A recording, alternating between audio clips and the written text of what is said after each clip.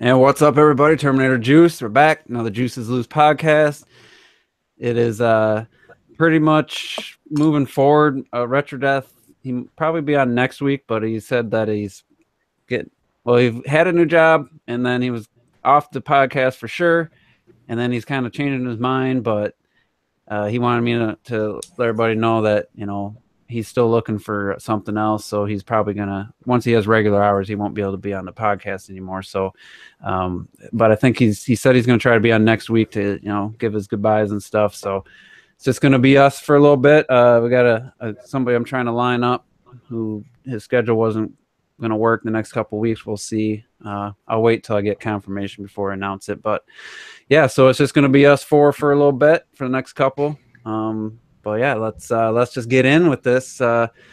Everybody probably heard already today. Capcom had some news. I didn't watch that. I was too busy playing Xenoblade Chronicles 2, and I tried to watch OJ's reaction, and that was some boring ass shit. Other than them going back, not him, not his reaction. I just missed the. I was trying to watch it too. It was. I saw some of it. I didn't have, you had to literally watch it. Yeah, you couldn't just listen, and then you had to going back to the YouTubers like Pro Jared and stuff and getting their thoughts, and it was just lame. But I'm not a huge Mega Man fan. I mean, I played Mega Man 2 when it was new on the NES. I rented it and I enjoyed it, but I've honestly never played another one since then. So I don't really have much to say as far as the Mega Man announcements, but I'll let Mezza T and you guys give your take. I don't even know exactly what's confirmed. Like, I thought I heard something about a collection. So if somebody has more information than me, I'll run down it real quick. The Legacy Collection from earlier this year that came out on the other consoles and skipped the Nintendo platforms. We're getting both of those with Amiibo support. We're also getting Mega Man 11, the new game they just announced. And we're getting the Mega Man X collection, which I believe is X1 through 8. And that's everything. Is that many X's? Oh, yeah. The X series is almost just as long as the main series. Mm-hmm. Although I thought there were more than just 8. I thought there were more than 8 X series, or am I missing? 8, so I remember. Oh, wait, because I'm thinking of the DS ones, the ZX and all that other shit. Yeah, it was XZ. Yeah. What the hell? Really? It's just Mega Man actually has a lot of side games. Just keep going with the damn numbers and stuff. There's confusion with these alphabets and shit. So it's a good amount of shit. Like, and it's like an apology for not putting out the Legacy collections on a Nintendo platform. So okay, fine. Skip the 3DS, put them on the 3DS. We don't know. I think we don't know any date other than late 2018 for the new Mega Man game. All right, well, that's great news. Late 2018 for this game. It looks like Mighty Number 9 to me, but how long did Mighty Number 9 take to come out? Forever. Yeah, I'll say to be fair, yeah. It ain't like they had the funding. Yeah. They certainly had that. So I wonder, is this going to be a full price game, or is this going to be like an indie digital only type thing? I want to be curious to find out what they think the Mega Man series is worth. Oh, here it is. They do have the release dates, at least the release months, kind of. The collection will come out in summer 2018. And I don't see anything about the X stuff. Well, it's not a month, though. Well, okay, look, it's the general region of time, right? That's the one I'm looking for, the X, because I don't think I haven't seen anything for the X release date. Yeah, they just threw that out there. I mean, how hard is it to port these? Hey, we talking about Capcom here? Yeah, but I'll say it's Capcom. They know all about porting, though.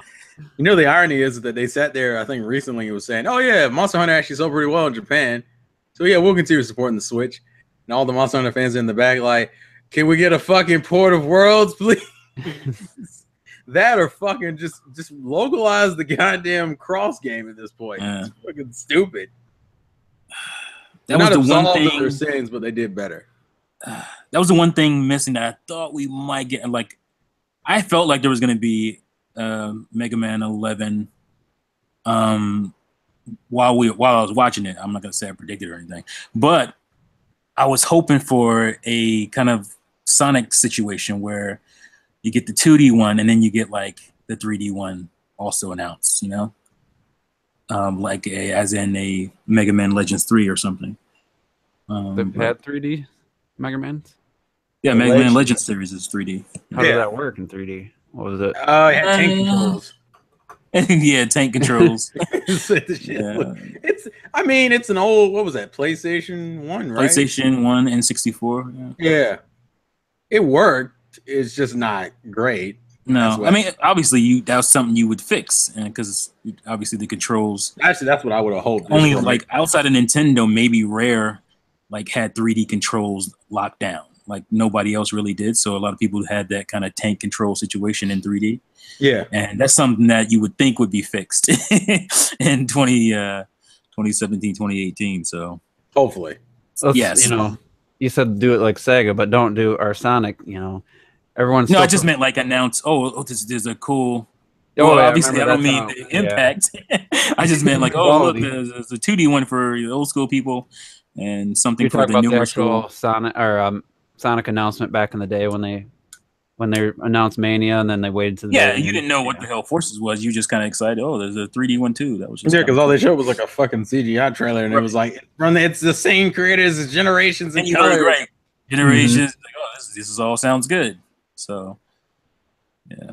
And then you can also say that there's 19 Mega Man games coming next year. Yeah, in total, that's what it is. Yeah. Because the collections cover 1 through 10. And then you have the 8 from X's 1 through 8, and then you have 19 with 11. So it shouldn't take long to port collections of those 8-bit and 16-bit games, though. I wonder if it's just the Amiibo support. Was the Super Meat Boy guy said he got his game up and running in like 2 days. Yeah. So come on. Yeah, I think are we getting that this month too, or is that early next year? Early next year. Okay. I think. So what do you guys think Capcom's gonna think the value of a Mega Man 11 is when it 20 releases? It better be like 20 or 30. 30 is like the most. No, to me, it should be 60, and they should have a fully fleshed out game. But they're not going to. It looks damn good. Like I would go 40. Like I feel like Mega Man 11 could be 40. With the kind of pseudo background. Yeah, with a physical copy, obviously, not just. Wait, what was 10 though? What was 10? Wasn't it like a WiiWare title? 10 was like a WiiWare title. Yeah. Yeah, I was saying those were digital. I think 9 and 10 were both digital. Yeah, 9 and 10 were digital. But it's time to bring it back, make it physical. It'll probably be $10 more. It's gonna be $10 more on the Switch. It better fucking not. Yeah. That's like the one game that isn't justified to be like that. Because it shouldn't even be a. I was just thinking about looking at the artwork. It's not just a flat background. It's a 2.5D scrolling kind of background. And it has that beefier look. It has the particle effects and stuff going on. So it's not just some 2D game. They put some work into it. Oh, yeah, I know. Maybe 30. Yeah, I can't say that I'm in love with the art style on display. It looks like the colors just seem all kind of like pastel and soft. It's still pretty early if we're talking late 2018. So yeah, but I was saying it's probably like not even. I wonder how long in development. Like completely different. I hope they do something more with Mega Man. I'd like to see him more animations. They said he had like a new move towards the end of the trailer. It seems maybe he's too old school, I think. Yeah, I wouldn't mind seeing the Smash, like a 3D model, like Donkey Kong Tropical Freeze, where you had a 3D model running in 2D. Yeah, that'd be awesome. I wouldn't mind that, yeah. But we'll see how that turns out. I do want to, I don't know if you guys have anything else to say about Mega Man. I mean, it's good that it's, the Switch version is probably going to be obviously should be day and date, but the other collections, I might check out the original Mega Man collection, Price is Right or something. Those collections should be coming out this month on Switch. They should. But, it just doesn't make sense. It still doesn't make sense to me. I feel like Capcom literally made the decision. Oh yeah, we're going to port those games like yesterday. Yeah, it must have. And you're just in there like, guys, come on, are you serious? And that's still more than enough time to have it done this month. It is, right? Because all it is just emulation at that point. That's it. So I don't know. Maybe it's the Amiibo support too. That's what it is. The Amiibo support, yeah. I guess that's a thing. Well, we'll finally get some more use out of that Mega Man Amiibo that we know, right? I have one. Oh, really? Yeah, it's a cool looking Amiibo. Yeah, it does look good. It's a good one. So let's stay with Capcom. I want to talk about something. I was watching a video from Switch Up, who's up and coming YouTuber out of the UK. Makes really good videos, but he was talking about Revelations 2's basically what do they call the horde mode in that? Isn't it like a raid or something? Raid mode. Like he had and his buddy had been playing it and he was saying like it's like the best co-op game on the Switch by far. I mean, there's not a lot of co-op games, but it was sounding like some pretty cool. I'm not huge into horde mode stuff, but he compared it to like Zombies mode and Black Ops series and Gears of War, and with the gyro aiming and stuff, it was looking pretty good. I gotta say, I mean, the loading times from the last week's podcast we were watching, the loading times are ridiculous, but the game itself looked like it was like the motion aiming and everything looked really cool, and to hear that another great like co-op type online game out there for $20. I don't know if anybody, probably no one's here has played that mode. If anybody in the chat or anybody watching this has, I just want to throw that out there. I'm going to look more on Revelations. Not you talking about 2 though? Yeah, I think did they have an exclusive type of raid mode on the 3DS before Revelations came out? Wasn't it just like that type of game? Like I do not remember. You talking about the before the game, Revelations? Yeah, the Resident Evil. What was it called? You're talking about oh shit! You know it. Come on. Yeah, it came out on the 3DS before. Yeah, I know what you're talking about, but I don't remember what it's called. Me neither. But I remember my sister hated it. That's what I remember. And she's like a big Resident Evil fan. She hated it. Yeah, definitely. I did want to mention something about the raid mode real quick because I did hear about one of the things that people really, well, some people like, but some people hate. Apparently, I think you have to unlock a lot of shit through the raid mode. And apparently on the Switch, they have amiibo support, which allows you to like unlock a bunch of shit quicker than you're supposed to. So it makes the raid mode like a lot, I guess, I don't know if I would say rewarding or easier, but it was apparently that was like one of the reasons why it was more appealing on the Switch was because you can unlock a whole bunch of shit for the raid mode with the amiibo. I just thought that was interesting. Well, let me find that video if anybody wants to check it. I'm definitely going to look more into Revelations 2 now than probably the main game. Obviously, no one seemed to be too big on. I heard it was just kind of mediocre from what I've heard. Mercenaries is the name of that game we were trying to think of. Oh, random breaking news I just saw. WWE 2K18 comes out on Wednesday. Somebody said that it's going to be this week. Yeah, why the fuck? This Wednesday, they just drop it without like any ads? That game's going to be trash. It said it comes out December 6th for the Switch. And I'm like, I'll wait till people have already seen footage of it because they've had the footage floating around for some reason. That's stupid. I'm waiting for some Can't updates. wait to have that 30 gig install get corrupted.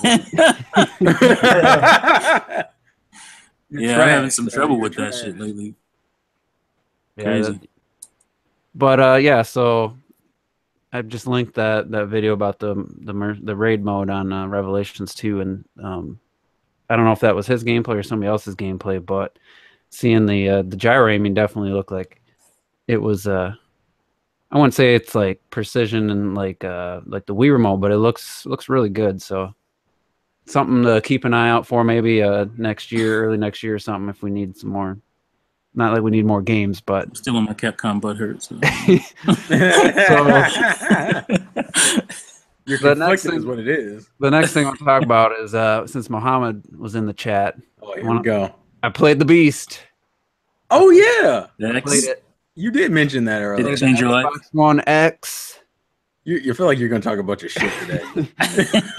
And I was thinking suspicious. Was it on a 4K television though? Yes. Okay. Not a new 2-year-old one, no HDR, but it does play 60 frames per second. Some of the earlier 4K TVs only did 30. They don't have that refresh rate.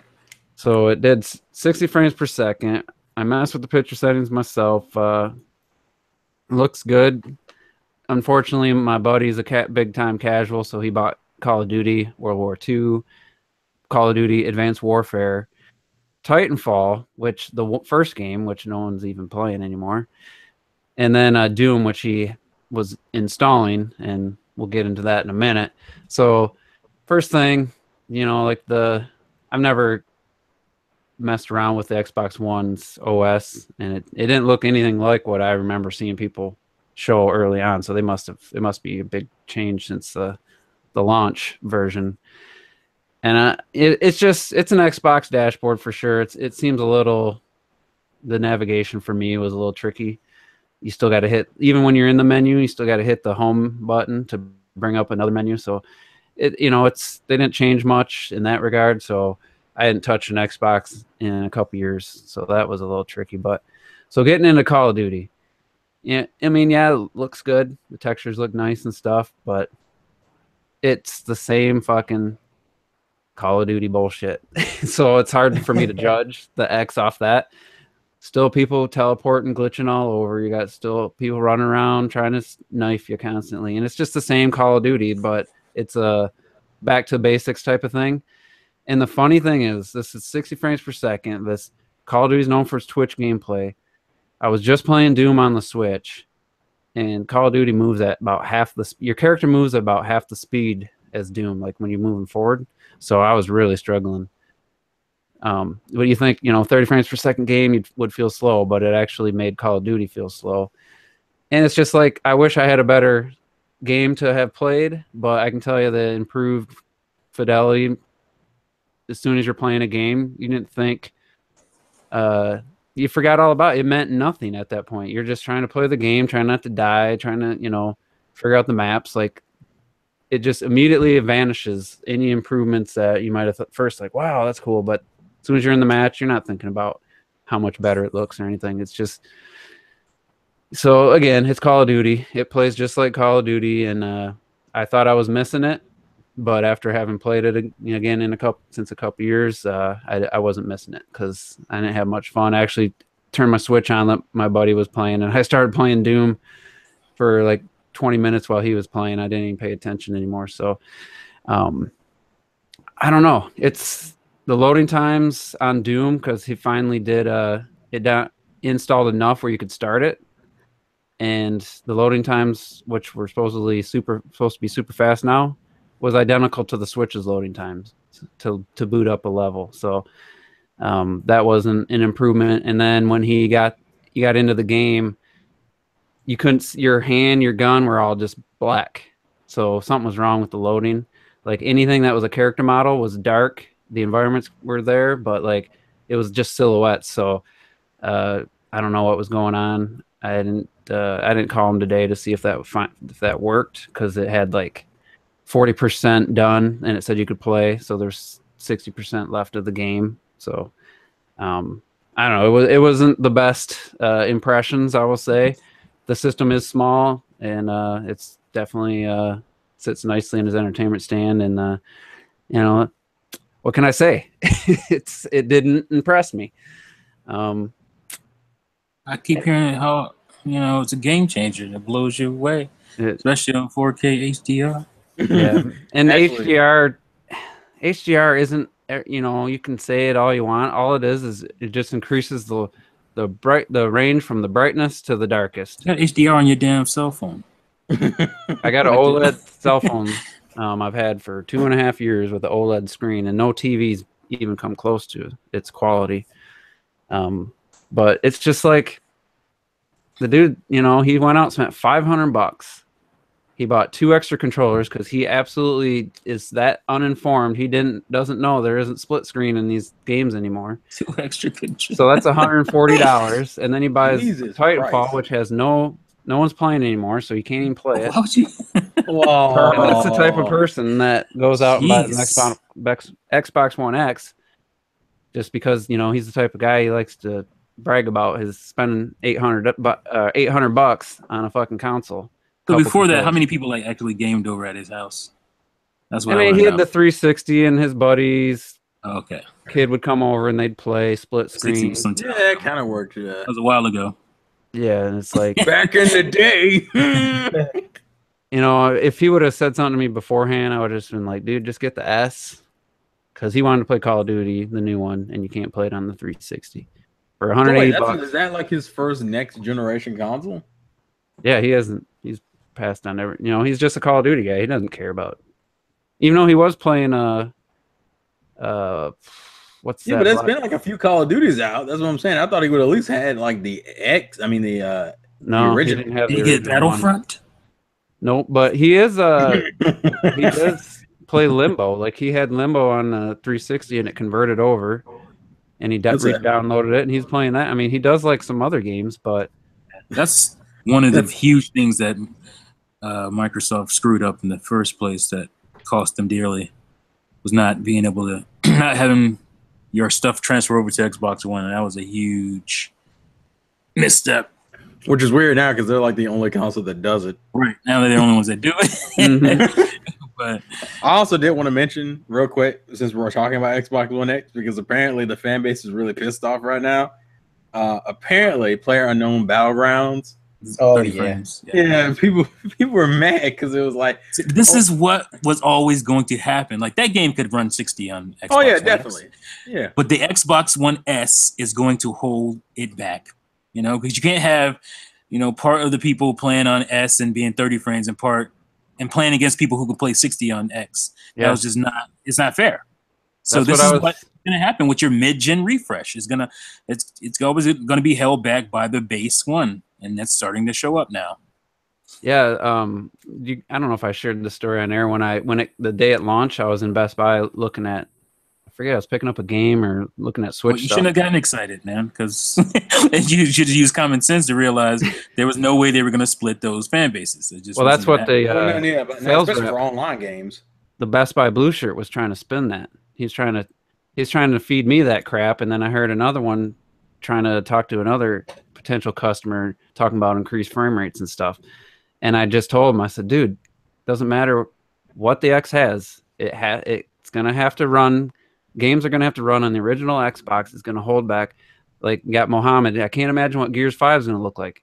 It's gonna look like an up-res version of Gears 5 on the original Xbox launch version. Like they can't go that much further. They just can't. They definitely ain't gonna mess with frame rates. If your frame rate can't jump on the S, it's not gonna jump on the X. Has that even happened? Like, has it ever even been a thing where like the up-res version of a game sports it at like? I mean, I understand like if it's like loose unlocked frame rates and they lock it. Yeah, if it was an unlocked or non-online game, if it was just a offline or a single-player type game, then you'll see differences like that in frame rates, but not in competitive stuff where.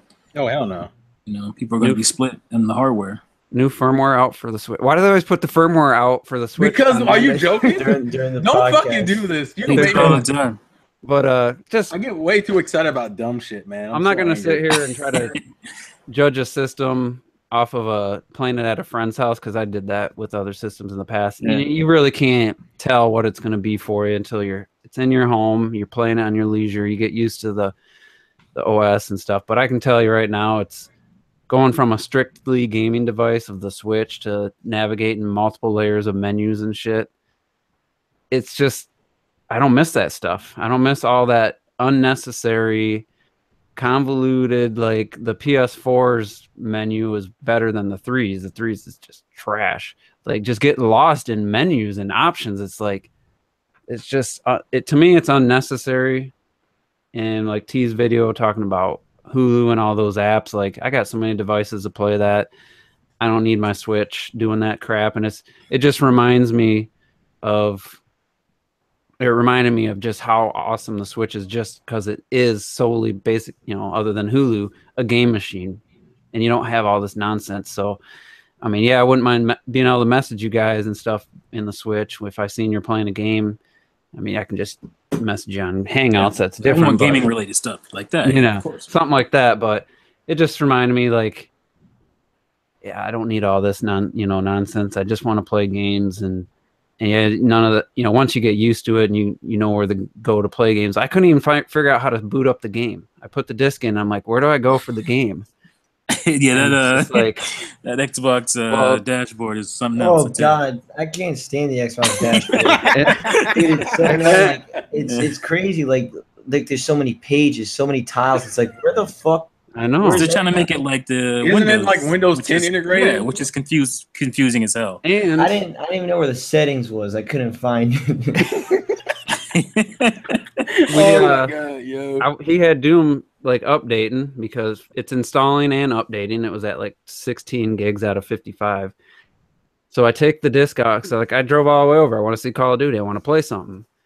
And put the disc, play for a half hour, 45 minutes, whatever. Put Doom back in. And it's still at the 12% or whatever it was at. And then we like let it sit and messing around. And, by time an hour later, I'm playing on my Switch and stuff. Finally, it hit a point where it said ready to start. And like I said, it loaded up the game wrong. And anything that was a character, a person or something, your suit was just a black silhouette, when you get the suit at the beginning. And so, when I mentioned earlier, I put my SD card in. I don't know, maybe I didn't say that on air. I put my SD card finally in my Switch because I ran out of room for screenshots. And I deleted I deleted the Bomberman update, which was almost 2 gigs. And archived it on my Switch. And then I re-downloaded it, hit re-download to put it on the SD card. And I was like, you know what? I'm not waiting for this. I'm just going to play Xenoblade. While I'm playing Xenoblade Chronicles 2, all of a sudden I was bloop, download complete in the upper left corner. I was like, no shit. Well, I'm going to try it instead of an update. I'm going to try it with a game. So I archived Snake Pass, hit re-download. That's almost 5 gigs. Put Xenoblade Chronicles back on. About 20 minutes later, bloop, Snake Pass, download complete.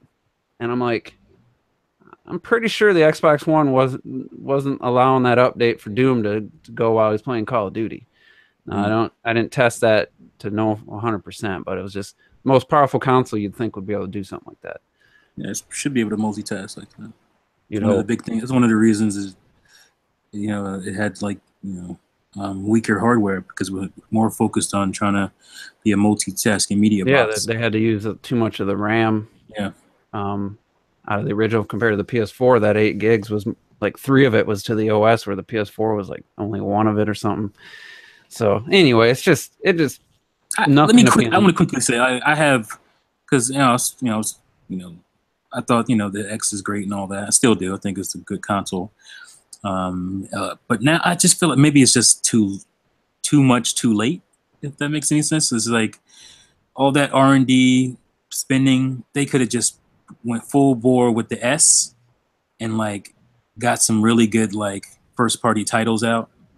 Yeah, remember the S was doing really well last year. Yeah, the S was doing really well last year. I think it probably did well for Black Friday this year. And had a couple of games, take that money they were spending on developing the X. I know it goes back until I think 2012 or something. They were coming up with the idea for the X, and it's just they could have just took all those resources for a console. It's not gonna, at the end of the day, it's not gonna push Xbox too much further. It's not gonna sell overly great. It's gonna be maybe a little better than what the Pro is doing. Maybe, maybe not. It may completely fall off by January. I'd be curious how much it sold so far. Yeah, me too. I'm waiting eagerly on those numbers. But it's just they could have spent all that money, all those hundreds of millions, producing games. Yeah, producing games. Scorpio chip or whatever. They really pushing the X, and the X probably could have, or S.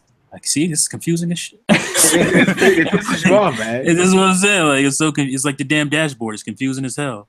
They could have been pushing the S, and the S, like I said, the S hit a stride last year, and they could have had a couple of games out there, maybe a couple earlier this year, and it would have been a better fate for Xbox right now, I would think. Yeah, it seems like it's been sitting at $30 million it's been sitting ever. Yeah, I'm surprised actually. And it shouldn't be. It should have righted that ship a long time ago. Because the console, the hardware war is over. That war is already over. Yeah, Sony had won that already. So you go and you do what Nintendo does. It's all right, we'll get you with games. You know what I'm saying? We'll get you somewhere else because we're not gonna, worry about the hardware because that's already what do you call it? That's already in the mind share of everybody. You go to these stores like Best Buy, like you were saying, you go there and people already have their preconceived, script for who's the most powerful console. So even when the X comes out, people are going to be, oh, you should probably just get a Pro, you should probably because they're all on that Sony stuff. So it just didn't make any sense to fight that battle at this late in the generation. I don't know. Yeah, if they could have had this system out maybe last year when the S was doing good, I don't know. It just for $500 for what you get, you know, too little, too late, man. It's still needs AA batteries in the controller. That still trips me the fuck out, yo. He had Doom not even fully installed. What is it, a Wii remote? His 1 terabyte was already at like 15% used with 2 games. You know, maybe, you know, other games. Well, with the X, they're all going to be huge because of the 4K. Yeah, because of the 4 gigs, 4K. 4K. So it just 4K, seems 4K. like it would have been, to me, wait till next year and just have a new console that's not held back. Yeah, you can be backwards compatible with Xbox One, but Xbox 2 games aren't going to work on the Xbox One. And then you can go further and really push, because like everyone in the, you know, Digital Foundry, everybody will tell you the CPU has to be the same basically for the X and the OG, and that's where you're going to be limited massively by what you can do with games. So it's, I mean, for the people that got the money, you love Xbox, you have a 4K TV, you're gonna probably be happy. But for somebody that's that's not good. That's not what Microsoft needs. And Microsoft needs me to be excited for it. Yeah, but I say they're like appealing to a niche audience, and Microsoft, that's like the worst market is niche. Yeah, so it's, I don't know. We don't believe in exclusives over here at Microsoft. We believe in games. The funny thing is, I spent a half hour plus playing Call of Duty on the X, and then I turned on my Switch in portable mode and played Doom, the first 2 levels in the arcade mode, and in 540p. Didn't even. I wasn't even like, wow, look how shitty this looks after what I just seen. Somehow playing Call of Duty on the X made Doom look better to me than I remembered it looking. I was actually, at the end of the day, it's like, I was actually impressed when I turned Doom on right afterwards, and because I always thought portable mode looked kind of bad, hadn't touched it.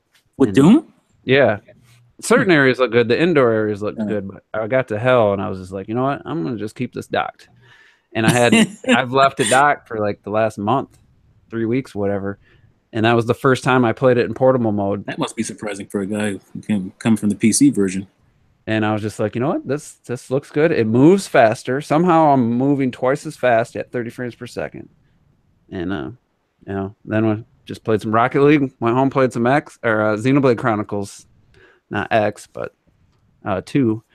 And you know, I'm happy. I'll take the lower resolution and just a strictly gaming device, and I'll be happy. So, yeah, it's just, he played it on PC, bro. Like he had the better version. Yeah, PC. You know, I will say, I mean, the backgrounds were looking good in Doom, and the 60 frames per second was looking pretty good. Was feeling pretty good, and that, you know, the little bit I played before we realized something was wrong, turned it off, but.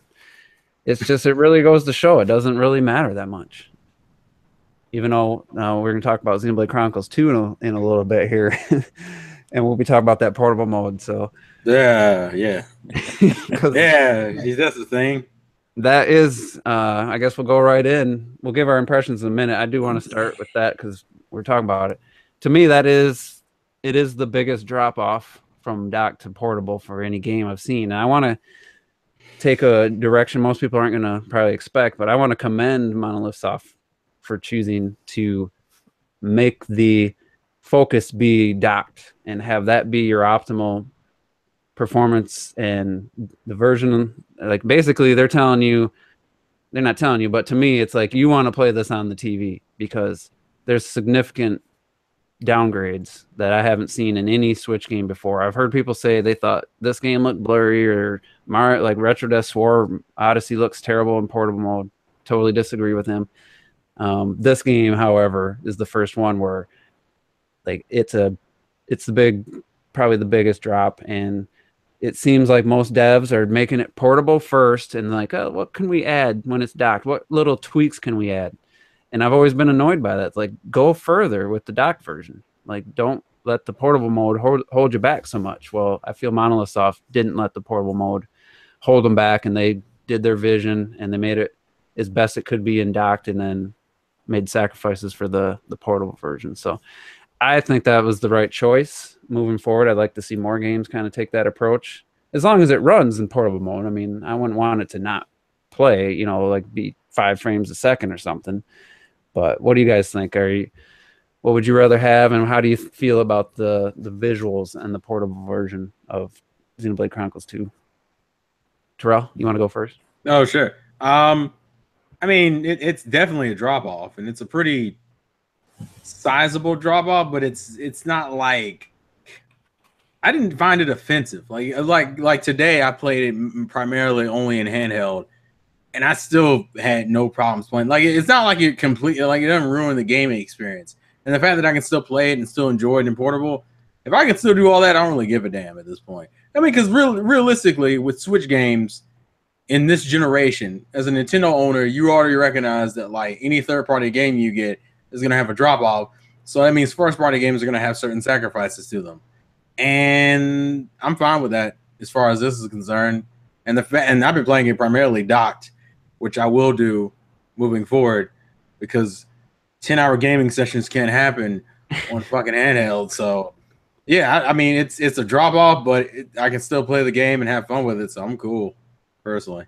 Yeah, I'm a little bit, because, you know, I love my screenshot taken in my Switch games, and I'm still discovering new areas. So when I see like this, like I'm in inside the belly of that Titan, and I get to this new area and it's raining, and there's all these like autumn colored like leaves on these trees and the sunlight coming through, like I'm just like, I immediately felt the urge to just, I don't want to miss out on seeing this in all its glory. So for me, the game's 100% playable. I was doing a battle portable mode, I forget about the graphics and stuff while I'm doing that, but when I got to that vista, if you will, and I'm just like, you know what, this looks so good, I gotta see what this looks like at, you know, on the TV. So my little test ended pretty quick, because I had to see it. And then when you take screenshots, if you're in portable mode, they look terrible when you post them.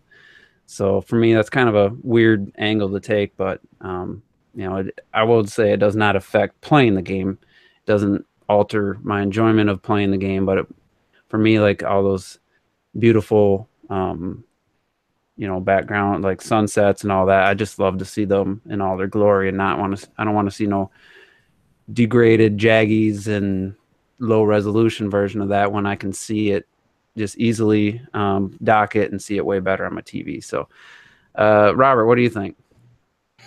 I mean, I'd rather have them go the way of, you know, put everything as you can in docked first and then go undocked later on in sort of a way, because I mean, to me, like, again, I'm just looking at Xenoblade in the portable, and to me it's like, I think it's fine. Like, I don't know, it doesn't really bother me at all. Like, it's just, again, the idea of me just taking this on the go is cool anyway, so I don't really I don't really mind it being a drastically lower or not so much lower. Like, it doesn't really bother me. But to me, it's like, I think they'd rather put all their efforts towards the docked and then kind of step back further undocked later on, to me. Yeah, I mean, Zelda, some people think it looks better in portable mode. I mean, so it's possible for a game to, you know, still hold up, and who knows what the reasonings are for these games and how it all works. I mean, I'm not a programmer and all that, so it's just interesting that some games, some people swear look better or as good in portable mode because of the small screen. I think you're probably going to be in line with Robert and Terrell, but why don't you give your the handheld? Yeah. Mode? Yeah, I mean, it looks kind of ugly. I'm sure they'll patch it. I think that they just, like you said, cared more about making sure the TV experience was, you know, greatness. So I'm sure they'll probably end up patching it at some point, but it's not that big a deal to me. I mean, it's still, you know, it's playable. It's not like it's terrible, but it's just not where it needs to be.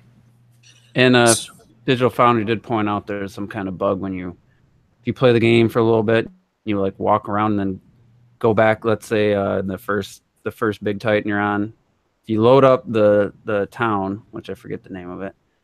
It's Torgoth. Torgoth, it's 30 frames per second, but if you walk out in the open world and come back, it was sitting at 22 and 24 frames. But if you just fast traveled back to where he was already standing, and it was jumped right back up to 30. So that's a programming bug that they were saying could be fixed if they choose to, something like that, something to do with the memory of loading assets and stuff. So this game came out 2 years ago. Yesterday was Xenoblade Chronicles X release in the US, and Europe's was today. 2 years ago. The Japanese version was, when did that come out? Was that 2015? It was like early. It was like early April, May or something. Yeah. So basically, they've been working on 2 since April of 2015 or so. But still, it's still a pretty quick turnaround for this size of game. And I think getting it out this year was a feat. And I mean, it works for the most part. It works really good. So I'll give them a pass on a few little frame rate issues like that, because it doesn't affect the game because of the combat system. It's just running around. It just kind of slows down how you feel like you're slowly moving instead of running. It just feels like you're walking slower or something, which I don't know if that would make it take longer for you to get from one end of an area to another. I'm not sure how that works, but maybe it does, maybe it doesn't. But it's still a feat that this game has been out, or came out 2 years basically after the last game. So I got to give them props for that. So let's just give our impressions of the actual game and the content, and anything art style, anything you want to talk about with mechanics. I want to talk about the map. I'm missing the gamepad a little bit when I'm playing this game. So let's go, Terrell. You're the furthest along, and you're the biggest RPG fan, I think, out of the group. So what's your impressions of Xenoblade Chronicles 2? Okay. It's like I said in my video I put out, I think yesterday. Go check that out. No, this is the first time in a while I've literally started a game with the intention of, I'm going to play like maybe 2 or 3 hours, and ended up playing the game for like 10 hours. I don't fucking usually do that. I mean, I think the only game franchise that gets me to do that like that is probably like Pokemon, and I haven't done that in years. Fucking man, boy, let me tell you, this shit is fucking gold. I would say this is definitely like my favorite combat system. It's weird. It's so in depth, and it stacks on top of each other. So even though you're taught like a little bit at a time, so you can always kind of remember things and build them, because everything builds on itself. It's so fucking fluid. The fact that I got like 20 plus hours in the game, and I still had shit in my menu that wasn't unlocked yet. Like the longest fucking tutorial section I've ever seen. But fucking, fucking, the shit's good. I love the characters so far. Where I'm at in the game currently, I'm surprised they're actually rotating through the characters in terms of like having them have their own little stories and shit. The game, surprisingly, even only being 720p, still looks really good docked. And fucking them blades, bruh. Oh, my heart. Pyra needs to sit on something. That's all I need to say. Oh my goodness, dude. I don't give a fuck what anyone cares about this weeaboo shit. Fuck y'all. 10 out of 10. Scale. 2D for the win. 10 out of 10. See, I would just. I don't understand people. Oh, this weeaboo. Like, to me, this doesn't feel like what it is. It's not like they're running around in schoolgirl outfits and shit. Like, I don't know. To me, that's where I think it's just an animation style. It's like, yeah. You think about it, Pyra is actually thousands of years old. Yeah, that is true. She's been alive forever. Very true. Well, it's that whole proportion shit. It's like a woman who looked like that in real life would be dead. Well, that's why she's not. I know girls. I know girls. No, that's not true. In real life. Well, I mean, I'm just saying that's the argument a lot of girls use. Yeah. Like, oh, look at that waist. That waist is so small. Where are her ribs at? Like all that other shit. I've seen that in real life, so just saying. Yeah, it doesn't have to have an animation art style to, like Lara Croft. Yeah. The newer one, she looks like a real as real as video game characters can get at this point. I guess they toned her down in Rise of the Tomb Raider, but it's like, is it just because it's animation that bothers people that a woman's proportions are like that? I mean, I think it's because anime tends to sexualize a lot of girls, and a lot of women get annoyed by it, even though I would argue they do the same thing to guys. That's why you have guys who have muscles. They got muscular ass men. Yeah, they're like, they have their necks are huge. It's like fucking, it's like, I don't know how to describe it. It's like their heads are tiny as fuck, and the necks are like twice the size of the rest of their body. It's fucking. These people must not watch network TV and like the CW because oh hell no, there's sexy, beautiful women on everything, movies, TV shows. Of course there are. They talk about that stuff. But I think it's just reality that animation allows you to get really fucking ridiculous with some of the designs. I guess. This is because I of the think that's stigma, what like it's animation, so this is little boys, little kids being what do you call it? What's the word I'm looking for? Being indoctrinated early on to sexualize women. That's what this is all about. This is like, and I get that. I do get that. But damn, women look good. What are we supposed to do? Like, you messing with nature here. This is nature. And it's like, don't mess with nature. How old's Pyra? Isn't she young? Like, she's like 1,000 years old. Rex is the one that's young. Yeah, he looks like a little kid. She's a woman. I don't know what else to tell you. It's not like she's a 12-year-old. She's a grown ass woman. Mind your fucking business. So Robert doesn't have much time in this game. So I don't know if you even have much of an impressions because honestly, he likes titty flops.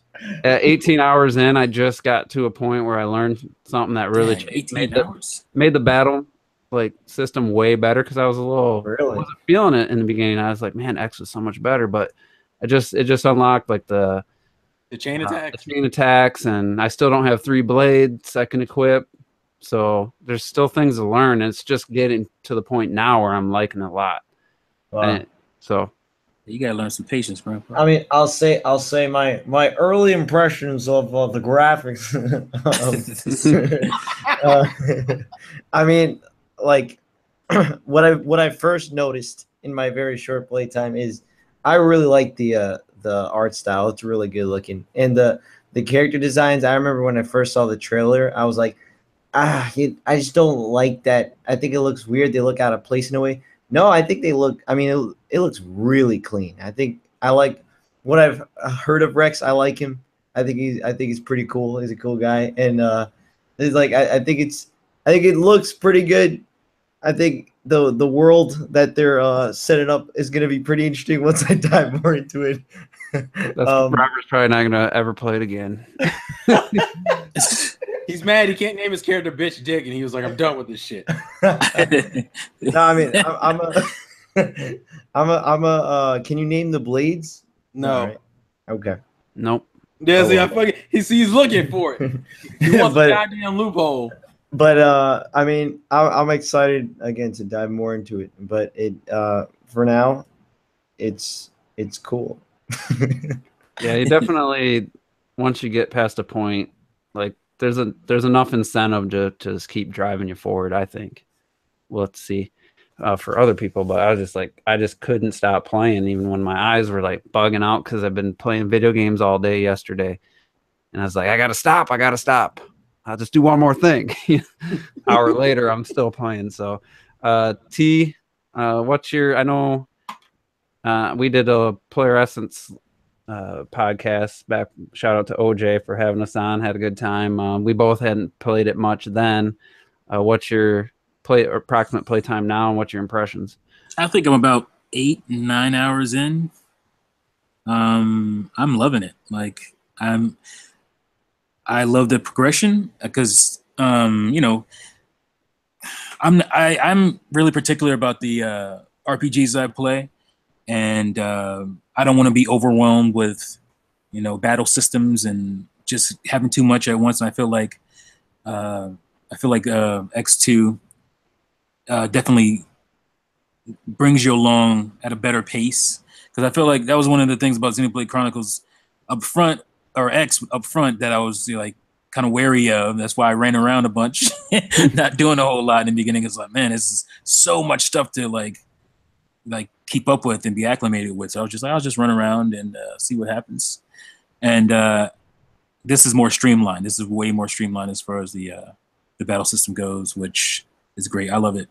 I love the game. I love the story so far. A lot of people rave about it. I've seen reviews and stuff. So I'm not surprised because it's a really good story. It pushes you along for sure. And loving the characters. I love the animation. I mean, there's right now there's nothing I could say bad about it other than like the undocked mode. So I'm having a great time with it.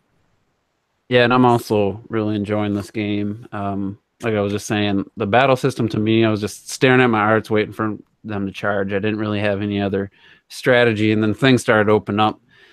You meet Van Damme, and then it's like he teaches you things, and then you learn how to topple, to combine breaks with topples, and it's like, oh, that would have been nice to know, but really, it's also cool to have that kind of stuff still coming 13, 14 hours into the game where you're still learning stuff, and then it keeps it fresh. It's almost like getting new content in ARMS and Splatoon, you know, like it keeps it fresh that all of a sudden I'm like, oh, I don't know anything about this battle system. Oh, I want to go battle some more and try out these new tactics and stuff. So I really like how that the whole tutorial kind of like has been way better than X. Like there's way more of them, but it's not overwhelming. They give you just a little bit, and then they wait a little, you know, to the right time. And I'm guessing from play testing, they figure, well, it'd be a good time right now to give them this ability, and it really works. So as far as the story, I was worried because of, you know, Xenoblade Chronicles 1 to me I never really felt like I was playing a game. Really, it just was like listening to Shulk, watching the cut scenes, and then going and fight and going to a point. I never got to the open world part of that game, which is probably why I don't think so highly of it, and I should probably give it more of a chance, but I didn't. But so I was worried about this game kind of being like that. Well, the first couple hours is definitely like that, but once you get to that first Titan and you can kind of explore, and then I was right back in my X mode where I was like, oh, look at all these level 13s. Oh, there's a level 82 gorilla running around that I have to avoid. Like it brought me right back in OT, and we were talking about that when it would spot you.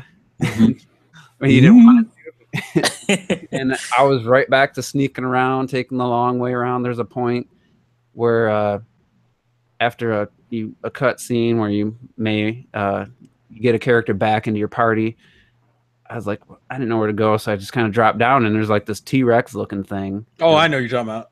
It looks so good. Like that's one of the things about this game where you got these anime characters, and sometimes because of the lighting and lighting system, sometimes some of the textures look a little flat, like on trees. But then you get down to this creature, and it's got like its skin's like reflecting light, and it's got this awesome texture, and it looks so good. And I'm like, holy shit! So I'm running from it. Well, something else spotted me, and so I'm trying to run, and then it eventually spotted me, and of course killed me in one hit. And it just felt like I was right back to playing Xenoblade Chronicles X, and that's when I was just like, yep, this is gonna be that game again for me. So really enjoying it. The music's good. I do miss the ability to run. I don't know why they took that out. And that's what Xenoblade Chronicles 1 didn't have that I didn't like. And I was just playing X a little bit ago, just kind of like right before the podcast, just kind of to see if my memory of the game was altered at all. And actually the game looks really good compared to what I thought it was going going back to it. But I really miss that running. Like that was a nice feature. And then the other thing, you got auto runs. It's it was it helps a little bit, but yeah, the auto run I didn't use as much, but just the ability to run it at all. Just be able to run, yeah. That's the one thing about this game, the gameplay that I miss. The other thing is the map. Like this map system is so trash. I can't even figure out where the hell. I don't know what they were thinking. Maybe they didn't want to have what X had, where it's basically you get these yellow arrow telling you exactly where to go, and then you get to the area and that arrow becomes like a yellow circle, and you knew you were in the right vicinity. It didn't tell you exactly where to go. Maybe they didn't want to guide people that easily, but I cannot figure out these freaking maps. I don't know which direction I'm heading. I don't know where one like you got to click on you hit X, brings up your fast travel, then you select the Titan. That now I got 3 locations, so I select the location, then you got to select the area of the Titan, the town, or its head or its stomach, and then you select that, and then there's like 5 or 6 areas in there, and you don't see how they connect or where you're at. I don't know. I just don't know what they were thinking. I thought you were actually talking about like the mini map that you can. The mini map's fine, but the actual because you can double click it, and the second click makes it like take up the whole goddamn screen. That's stupid too. And I will say I've been using the fucking fast travel map because that's the only way I can see a map of the area. That's what I'm using, yeah. But there's no cohesive map. It's basically, imagine Monster Hunter. You walk to it's a seamless world, but the map works like Monster Hunter, where you get to the edge, then you're in a new section of the map, you're in a new area, so you get this one little section with no details. You can zoom in a little bit, and you don't even know where that section connects to the area you just were. And it's just like, I mean, it doesn't ruin the game because I'm getting along just fine, but it's like, what the fuck? I don't get it. You know the one thing I fucking hate though? And it's gotten better, I'll say this, but like early game, fall damage. God, dude. You know, and see, you sit there and you're like, I wonder how far I can drop and be fine. Not far. And when in early game, bro, you can't even drop like a few feet without taking like at least half damage. And I'm like, no. The only trick I've learned to kind of mitigate it is A, you get higher level enough to where the fall damage doesn't kill you. And B, if you drop in the water, it won't count. Yeah, that's fine. I mean, like, they did it. There's areas where they don't want you to go. I know that. But it still fucking sucks when I'm sitting there trying to traverse an area and it's like, fuck, I got to go down because the thing is telling me to go down. And I'm like, I'm going to have to walk down. And I'm sitting there like, maybe I can jump off a rock. And I'm still got the X mindset where I can kind of do it. No, you fucking can't. It's just so weird. I mean, I played Horizon Zero Dawn this year, has one of the coolest maps. Zelda's map, simple, easy to figure out, zoom in, fast travel, everything works great. You got all, X's it was on the gamepad, but you click on the continent and then you brought up the continent and you could like see the section easily where you're going, which way you're facing. And this is like Super NES era map system. Like, it just makes no sense. I don't get it. I don't know why they did it this way. Because unless the world, if you like zoomed out, everything doesn't connect as seamlessly as we want it to. So they couldn't. I think the problem is that there's like different layers because there's this game. I would say Zelda's like more vertical, but this shit actually has like layers to its verticality. So like there's a lot of sections in the game where it's like, oh, you need to go to this area. You go to the area and you're like, where the fuck is the thing I'm looking for? You go, oh, it's like 3 feet down, but you got to figure out how to get down. Which is why the fall damage just was pissing me off in the early game because it's like, how do I get down without dying? Where the fuck is the pathway? And the map doesn't really do. It kind of does elevation with that whole how it's darker areas, I'm guessing, are the lower areas and the lighter areas are the higher areas, but it's not great. It's not a deal breaker, but it's not great either. Yeah, I don't know. It probably I think it really has to do with the fact that you can't just climb to the top of that Titan's head like in X. Everywhere you could see, if you had the scale and you could fly, you could get there. So like I think the map is basically, it's open to the point of everywhere you can go is open, but the whole Titan's not open. So it's probably why they decided to go that route. But either way, it's not a big deal, not a deal breaker. One other interesting thing that I don't know, some people might have brought it up. I think one reviewer did. I know that a bunch of characters were designed by a bunch of different like people in the RPG industry in Japan. Like one character is designed by so and so, and yeah, it's a few. It's not just that. It's also anybody else like feel weird about the fact that Pyra and Rex are all anime, and then other characters will just be full 3D. Oh yeah, the 3D face with normal human eyes and noses. Yeah, the models for the non-important characters. Not even like Malos. He's just like a human, like normal proportion 3D human character. Oh, I never thought about this. That's interesting. I guess because the style is so similar. Because I'm not gonna lie, actually, you went a completely different direction than what I thought you were gonna go into. I don't know if anyone knows this. Because when you're talking, specifically the blades, when they were designed, they have different anime and manga on top of just game creators doing them. There's also some, and this is part where the contention about the female designs come from. There's a few hentai artists that design some of these characters, and people, I think that's part of the contention people have against the female designs. But getting back to the fact that Mallows has a different design than like Pyra and Rex, I guess because it's still like anime-esque, it doesn't stick out. What sticks out is like some of those NPC characters. Yeah, the background characters are pretty. Jesus Christ, some of them have like full-on 3D models, and it's like, dude, where is your face? Like, where is it? Because it looks like you just have a whole bunch of like divots in where your face is supposed to be. Oh, that's supposed to be an eye, I'm guessing, because wow. But yeah, that's for me at least. I think it's just because the aesthetic, because it's still anime-esque aesthetics. It doesn't bother me as much, but yeah. Anybody else got a comment? I just think it's a weird choice to have two completely different characters or design ideas for one game. I mean, it doesn't ruin it. I think it's fine. It's just something I noticed. I wasn't expecting that. Nobody. I never really realized it when you said that. Here, I'll post in the chat. What do you mean saying he hasn't played enough of the game? No, I've seen the goddamn I've seen the goddamn character. I'll post two different pictures. So defensive about it. It's like I play video games, bitch. I just never thought about it, but that is interesting. Terrell, it is pretty interesting.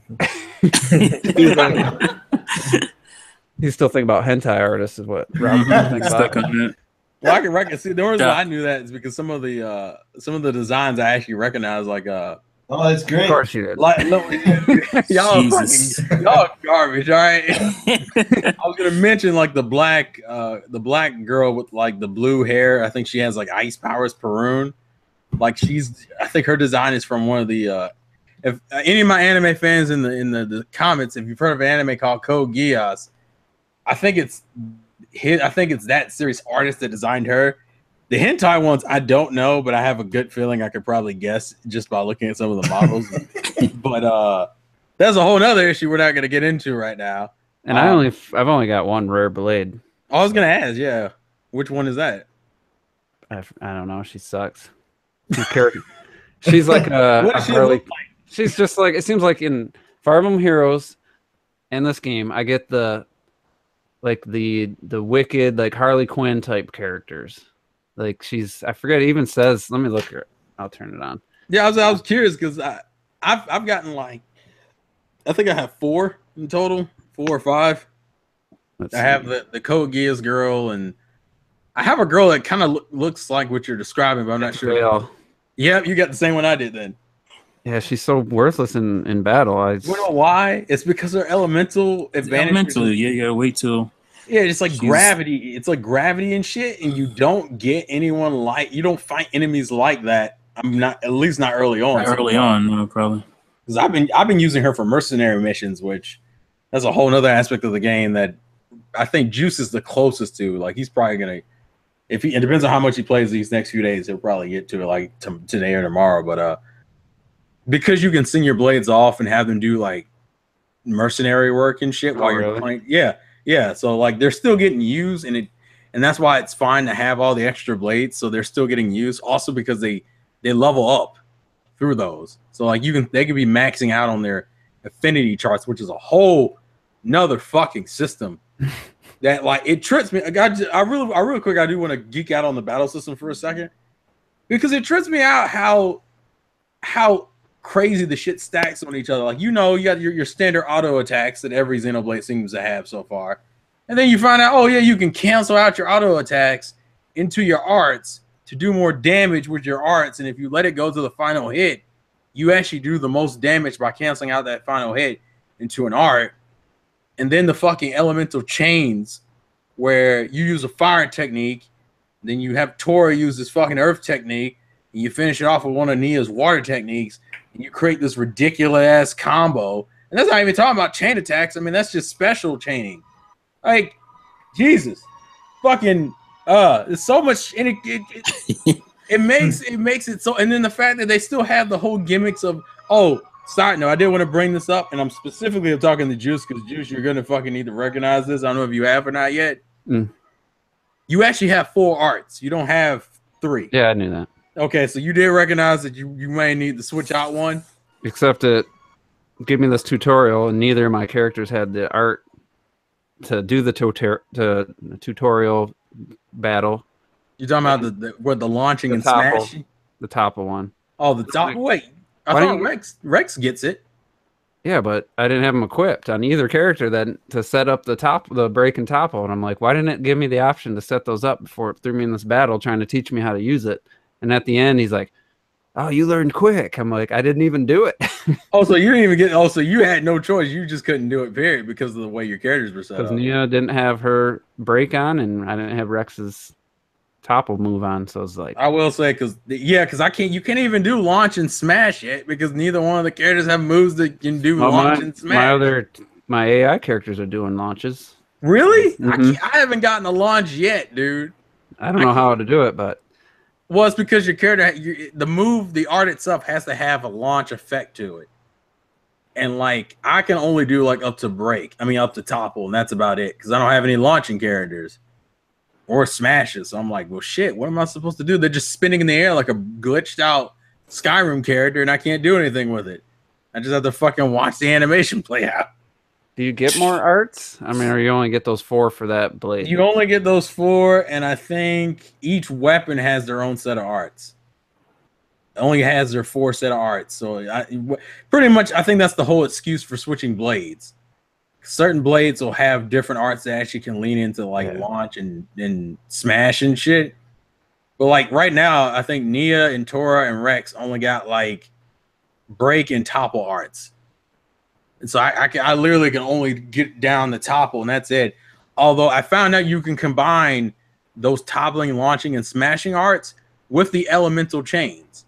So you could be in the middle of like an elemental combo with like volcano and shit, and have the dude get toppled in the middle of the thing, and the game will be like toppling volcano. Yeah, I had toppling ice, and it gives you like health potions and stuff. The one thing I can't figure out, I've only done 2 of them. And it was the blade, the art combos. I cannot, like, it shows like a green symbol, shows a flame, shows a blue, but then it says like seal, whirlwind or seal something. Oh, so you haven't finished and off I'm like, combo? And then I'll have the wind one, and it has the meter counting down. It has a little meter getting reduced. Yeah. And then I'll do like the fire one, and it doesn't not take it off the list. I'm like, do I got to wait for that wind one to run out, or do I got to do it while that? You have to do it while the wind one is in effect. Like if it's not a part of like the little tree it gives you of options of what elements you can use next, it won't register it as a part of the chain. So it showed my last one was a wind. Okay. I put on my blade that has my generic blade that has wind. I did it at a stage 2, nothing. Well, then Van Damme gave me the little ZL icon for his wind attack, and I hit that, and that did the combo, and I'm like, why didn't mine do it? Why did his? Did you do it like at a level 1? Like did your actual? I did it at 2. Okay, I'm about to say because if the prompt doesn't show because of how you have to charge those attacks by canceling out your arts when you're in mid fight. That's how you charge your it was at a stage 2 or 3. See, I'm about to say because the win, I'm thinking that would probably be either stage 2 or 3, and like stage 2. Yeah, they don't explain. Like I didn't even for a while. I was just trying the stage 1 attacks over and over. Then I finally started making that level up to 2 or 3 or even 4, and I noticed it was working better. But it's still a system I haven't figured out how it works. It's from what I understand is that if you start the combo, right? Let's say you started with like fire, right? I think Nia has like a water special that leads right into like the steaming. It's like steam something. I forget what it's called. And then Tora finishes off with like a ground based move. I think the idea is that you can start the combo, and actually you can continue the combo if you wanted to, if you have a blade that has a similar element to lead into the chain. But you have to level up your fucking special gauge up until like the 2 or 3 level in order for that chain to work. If you try to do it with like a level 1 chain, it won't work. Yeah, it's something that wasn't really explained well. So I did it a couple times, and it was devastating when that blade combo hit, and I was like, thought I was gonna die with this other enemy came in and started joining the fight. Dude, that's like the scariest thing in this fucking game. And it did like 5,000 damage to each one when at the end of it. I was like, damn. And so yeah, it pays the chain up, but like I don't know if you've run into this shit, but like literally the worst thing is when I'm in the middle of a fight and the motherfucker will run away and go get like some of his friends. Yeah. That shit is horrifying because you'll get like 6 dudes on you. It's not like the game like gives you a max of how many enemies can fight you in a fight. No, it's like however many shows up is what you're dealing with.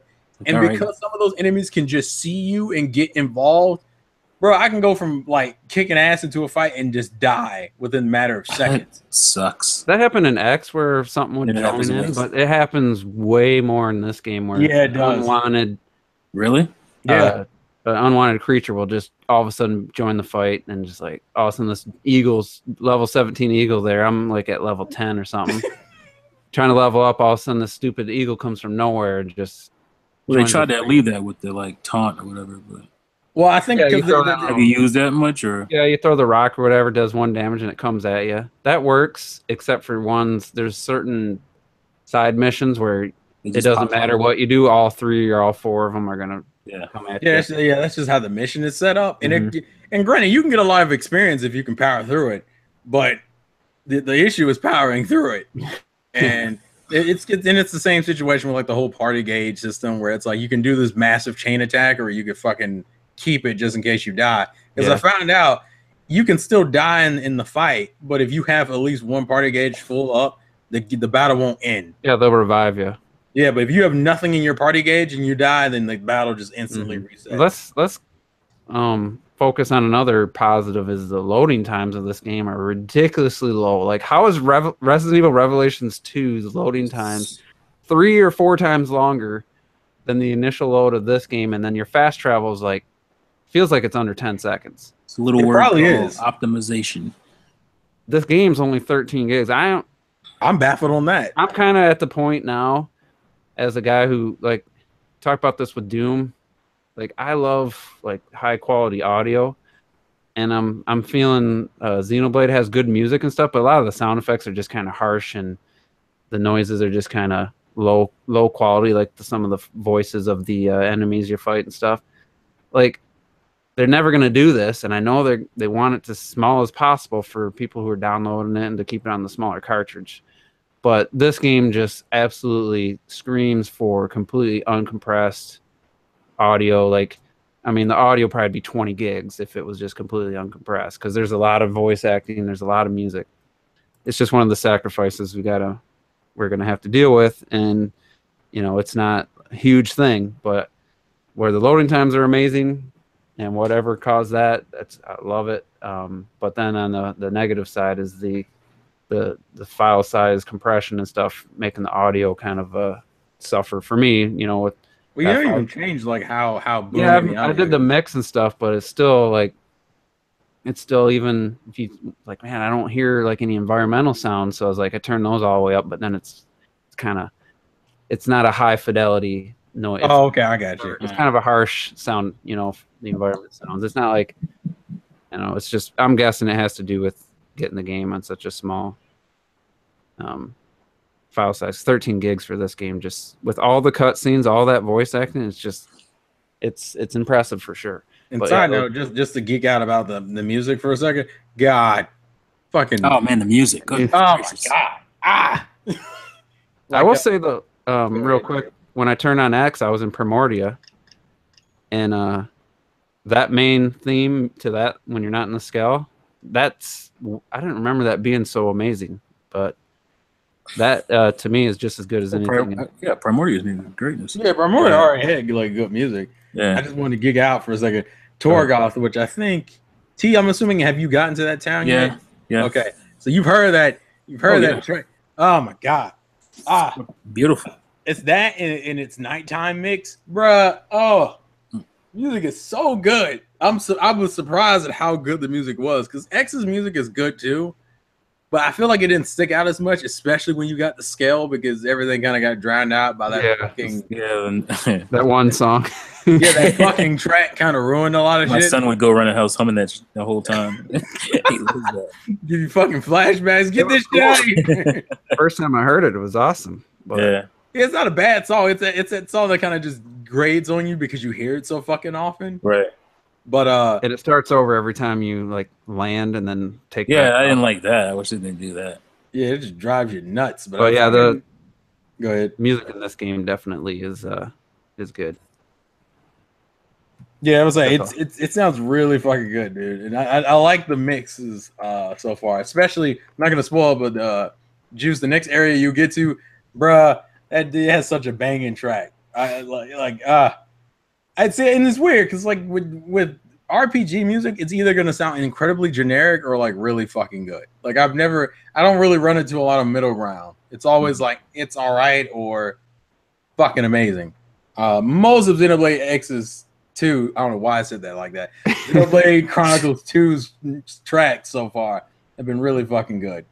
I did want to ask specifically you, Juice, because you don't fucking usually care for stories. How, like, do you have a favorite character or any favorite sequences or early stuff? I mean, I like every character so far. Like, I like Nia.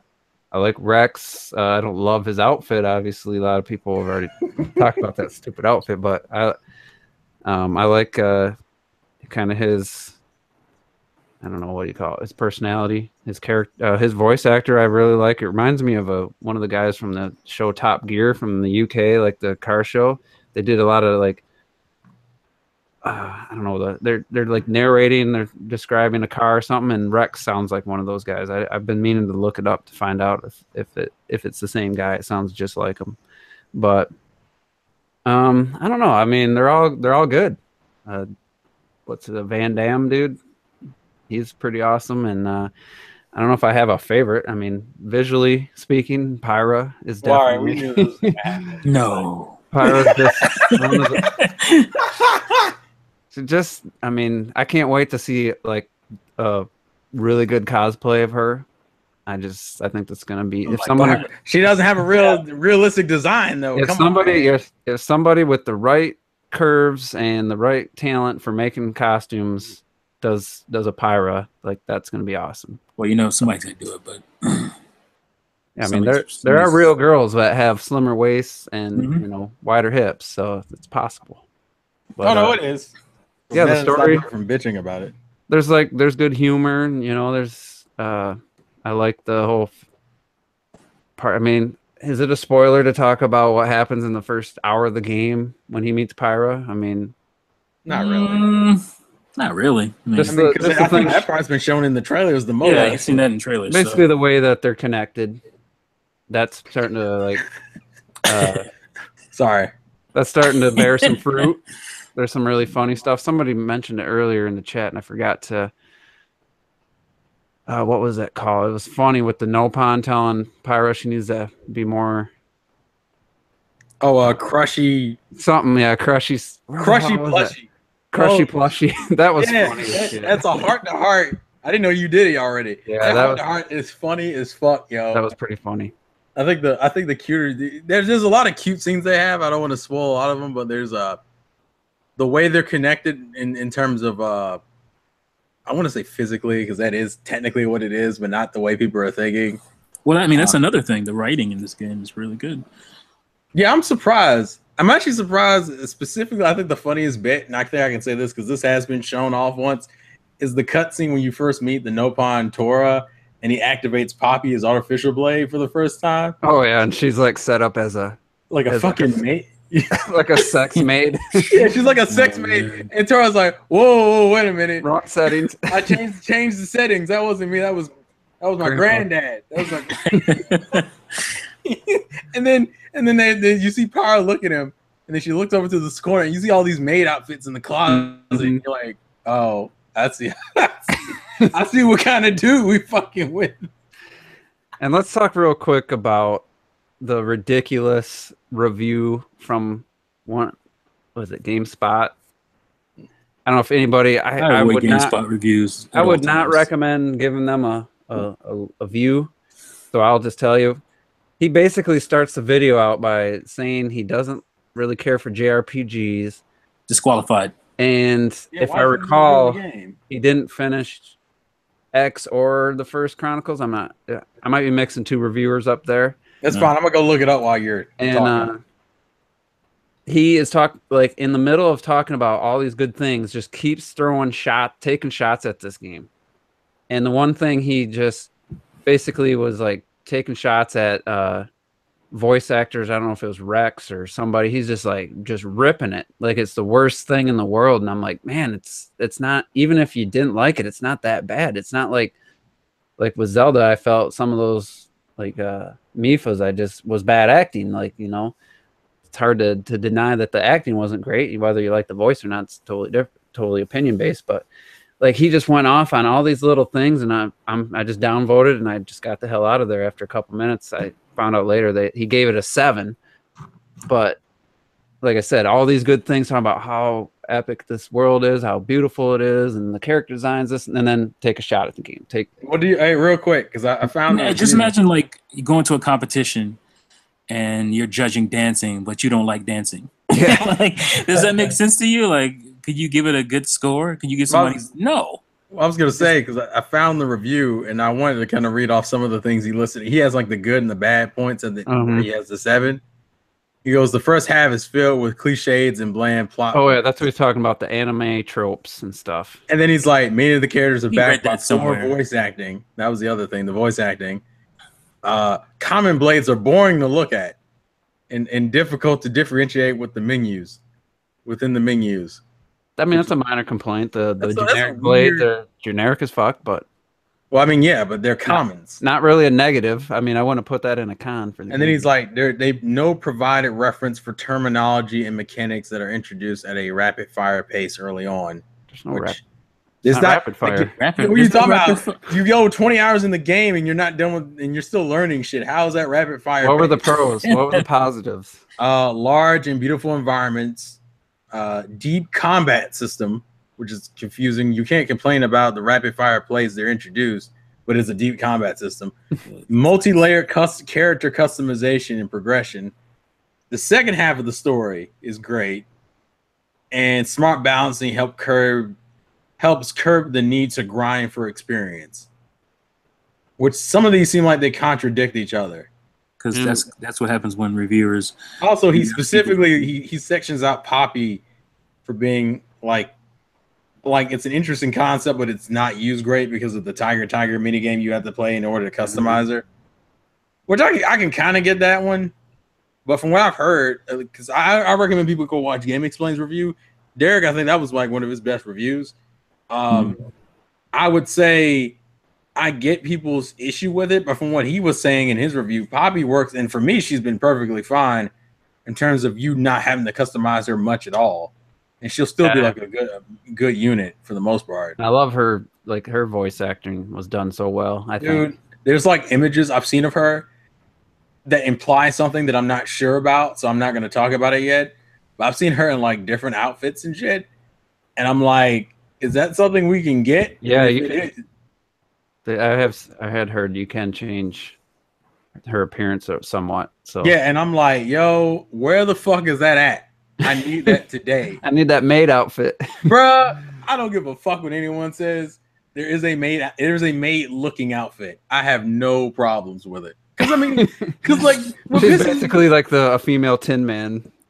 Yeah, exactly. Except I like the fact that even though she's a robot, she still has somewhat of has a personality. She'll sit there and Tor is sad because he's not a real driver, so he can't use core crystals and shit. I like her call outs during battles the best. That was one thing I think X did better. I like Lynn and Elma and all those characters I think had better what do you call it? Just shouting out their moves and stuff. They tend to loop a little bit more often. Yeah. Oh yeah, they do. Especially the enemy soldiers. Oh my god. Yeah, I'm about to say, what was it? Don't forget me. Fucking don't forget me. You just said that every 20 seconds. 2 guys saying it at the same time, Yeah. one right after the other. I forget the full line, but it's Don't like, forget me. it's like, Then he like shouts something. it's like, did you see me? Don't forget me. And I'm like, It's like, come on. And I'm like, Jesus Christ. He says it over and over, like every 3 seconds. Like, By the way, you're gonna almost hear it muted. again. You're gonna hear it again. That's all I I'm almost gonna say. muted my damn speakers. It happens so fucking much because they mob you later on in the game, and it's just like that's a legit negative like gripe, like because that actually made me want to turn the volume off on the game I'm playing. You know, so like I've never like felt that urge really before, other than God, I can't even think. you experienced a new feeling today, and it was anger. And I'm not looking forward to more of that. Feeling it. Maybe I'll just turn down. What I'll do, terrible. nice. I'll just go into the settings and I'll just turn down the characters. I'll have to, I won't hear any. You can't just do the enemy voice. You have to do all. Like you can do the voices during a battle or character voices or something separately. So I'll just turn that down. But there's a lot of audio going on at the same time sometimes. With the like 3 of those guys and all your characters, that would be. I wouldn't take points away for that really, but it's just something worth mentioning, I think. But yeah, fuck GameSpot's that review is just. It reminds me of a IGN article where they're giving Nintendo props, but then taking shots at the same time. No, apparently this isn't. It may not be GameSpot because it says in here he played Xenoblade Chronicles 1 and 2. I must have mixed 2 different. There was definitely someone who reviewed it who hadn't beaten. Was that maybe that was Nintendo Life? He didn't finish the first game, and I don't. Yeah, I remember him saying that because he didn't finish X either, from what I heard. But yeah, either way, the GameSpot one, you could just tell he had a chip on his shoulder. Either he doesn't like Nintendo, or he just was mad he had to review a JRPG or something. That's what it felt like. But we don't. I don't worry about reviews. I seen somebody else was talking about it or debating on Twitter when the game came out, and I just looked up Xenoblade Chronicles X, had an 84. Xenoblade Chronicles 2 has an 84. Guess what? I don't care. Like they're both great games. 84 is a pretty good score for a niche JRPG type of game. Yeah. But I did make the point, and I think it's a valid point, where because of it's a JRPG and because of the anime style, you got people just automatically going to deduct points. So there's no way. Even if Xenoblade Chronicles 2 was a legit 95 to 100 type game, it's never going to get a Metacritic score of that because it's a JRPG and because it has anime style characters. Like there's just too many people out there that are already going to deduct points for that it's unfortunate that this game's never going to be like a mass appeal type of game like a Fallout or something, because there's just, I think even earlier, I don't remember who it was, I don't want to say, somebody in the chat was just like, I don't play that weeaboo shit or whatever. And it's like, yeah, dude. What was I about to say? It was like when Tokyo Mirage Sessions came out on the Wii U. It was the same shit. It looks too anime. Bitch. But the people that played it, I mean, it got good reviews from just about everybody that played it. Yeah, it has an 80 on Metacritic right now. It's a good-ass game. I mean, obviously it has its problems, but it's that whole anime aesthetic just puts people off because they're that stupid ass mindset of, oh, all anime is just fucking tentacle porn and fucking and just weird shit.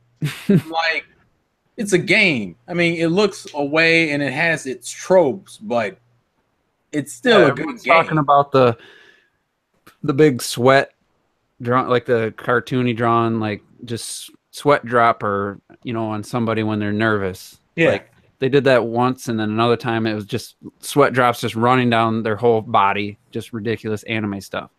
To me, that's funny. Like that, with the art style they have, it works. Now, I wouldn't want to see that on like a more realistic looking game. That would just be odd, but still, it was funny. Like when their eyes go all white and bug out, that kind of stuff's still humorous, I think. I don't know. It doesn't bother me. Like something. What about to say, as someone who watches a lot of anime, it's like for me, it's the standard. So none of the shit I've seen so far has been anything like majorly offensive. Actually, it's pretty toned down. Like people sitting there saying, "Look at all these objectified women in these ridiculous outfits." I said they haven't really done any upskirts or anything ridiculous with Pyra at all, and they definitely had the opportunity to. Well, they did one awkward thing with what's his face? This ain't gonna really be a spoiler, but Van Damme's just kind of looking. He looks at Rex and he looks at Pyra, arm. Then he looks at Rex's leg, and then it looks at Pyra, and it's like just a blatant like zoomed in crotch shot. It's like, but they were proving a point. There's proving a point. It wasn't, I guess, maybe blatant, but it was an obvious like the whole screen, but it was for a reason for the story. But it was still kind of there little winks and little innuendos here, like you said with Poppy and stuff, but it doesn't feel like there's any censorship at all. Yeah, I'm actually surprised. That's the one thing I'll give Nintendo credit for. The one thing that, although it wasn't like the worst thing in the world, it just kind of annoyed me that Nintendo was still censoring games, because to me it just kind of got called back to that weird look at your mom. Your mom said you can't see this kind of picture. You got to put some type of shirt on that girl. She looks weird like that. And I'm like, and I'm glad that they've kind of walked away from it, even to the point now where they're including dual audio when they didn't used to do that. Like, hell, the 3DS this year. Think about it. Like, you still had to play only in English. Like, and it's not even shit that. Also, because I think people harp on the dub so much, which I guess maybe we should mention, because God, that's like the one thing I keep hearing people harp on is I did hear somebody from the Europe was complaining because he knows all the accents and he knows they're all just like all over the place. To me, it makes each character unique. Like, yeah, they're different worlds and different titans. Scottish accent, Australian accent. It just the voice actor they got's doing a good job. I don't care what the accent is. Like, I don't get why people complain about that. I don't know. T, do you have any take on that? Like, people are legit saying like there's just too many different accents. It's blah blah blah. Like, I don't know. I don't understand that. I don't get that either. It's just like I mean, you wouldn't say that about like Star Wars, right? Like there's a lot of different accents in that. It's just you want variety when you're dealing with a large world or worlds, and that's just the best way to kind of show variety in dialects and with dialects. So I don't understand. I never understood that argument. Everybody has to have the same accent. Like I don't get it. I have nothing to say about that one. Yeah, I think it works considering how the world is in Xenoblade. I don't really have a problem with it. Although, I mean, I wouldn't have a problem with it regardless if it was for a plot reason or not. I don't know. I'm a big fan of accents, so I know Rava Rule 2 was what's her face from IGN, the blonde. She's doing the Elena. No, Elena, Alana or whatever. Yeah, and he was just like talking about her Australian accent, like saying vomit's coming out of her mouth. Like he just really doesn't like Australian accents. I'm like, oh my god, like that makes her just twice as sexy to me. Like I just love, for whatever reason, I just love accents. I like watching movies, like watching Guy Ritchie movies, and everybody's like got thick accents from their region. Like I've always been intrigued by that. So I don't understand why that would be a negative. We were just talking about the Scottish accent in general, anyway. Though that's some sexy shit right there. Mm-hmm. Like thick Scottish accent. I think Nia reminds me of from Game of Thrones, Ygritte, the redhead, Jon Snow's old little flying. But I want to comment on Ruby's talking in the chat about one character design, or she's questioning the female character designer. Well, there was the one people are talking about, this one blade that's just ridiculous. The ice girl. Yeah, and she was designed by a woman, according to what people are saying. Yeah, she was. And it's just, you could have a problem with that, but I know somebody who actually had to have a breast reduction because she was just born with just ridiculously oversized boobs, and she's a small girl, petite, and every other way. And so, I mean, it's can happen in real life. I mean, I don't know why people think that that's impossible. So they keep running around that, it's just a porn fantasy. That's what it is.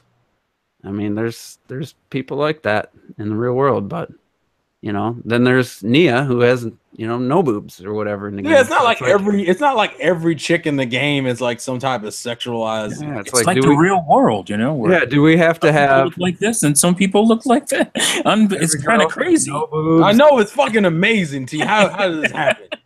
You got Van Damme being all buff and huge, and then you got Rex being a little tiny little dude. It's like, it's just, I don't know why. It's like a variety of people. in a large world. It's amazing. I don't understand. That's blasphemy, sir. That's blasphemy. Sounds like some devil worship. Wish we had that in our world, where everybody looked different, and some people had big boobs, some had small. Or I know. I mean, I hate this like two-fisted size neck, man. It just sucks. I mean, I should get mad every time I see a character design with a guy with like broad shoulders and pecs and abs. Like, that's not real. Yeah. I don't have steroids like that, guy. Damn it. But then you watch fucking Thor or something, or Justice League, and see Aquaman. You're like, oh, there are people like that. No, hey man, that's CGI, just like that mustache. Son of a bitch. Okay.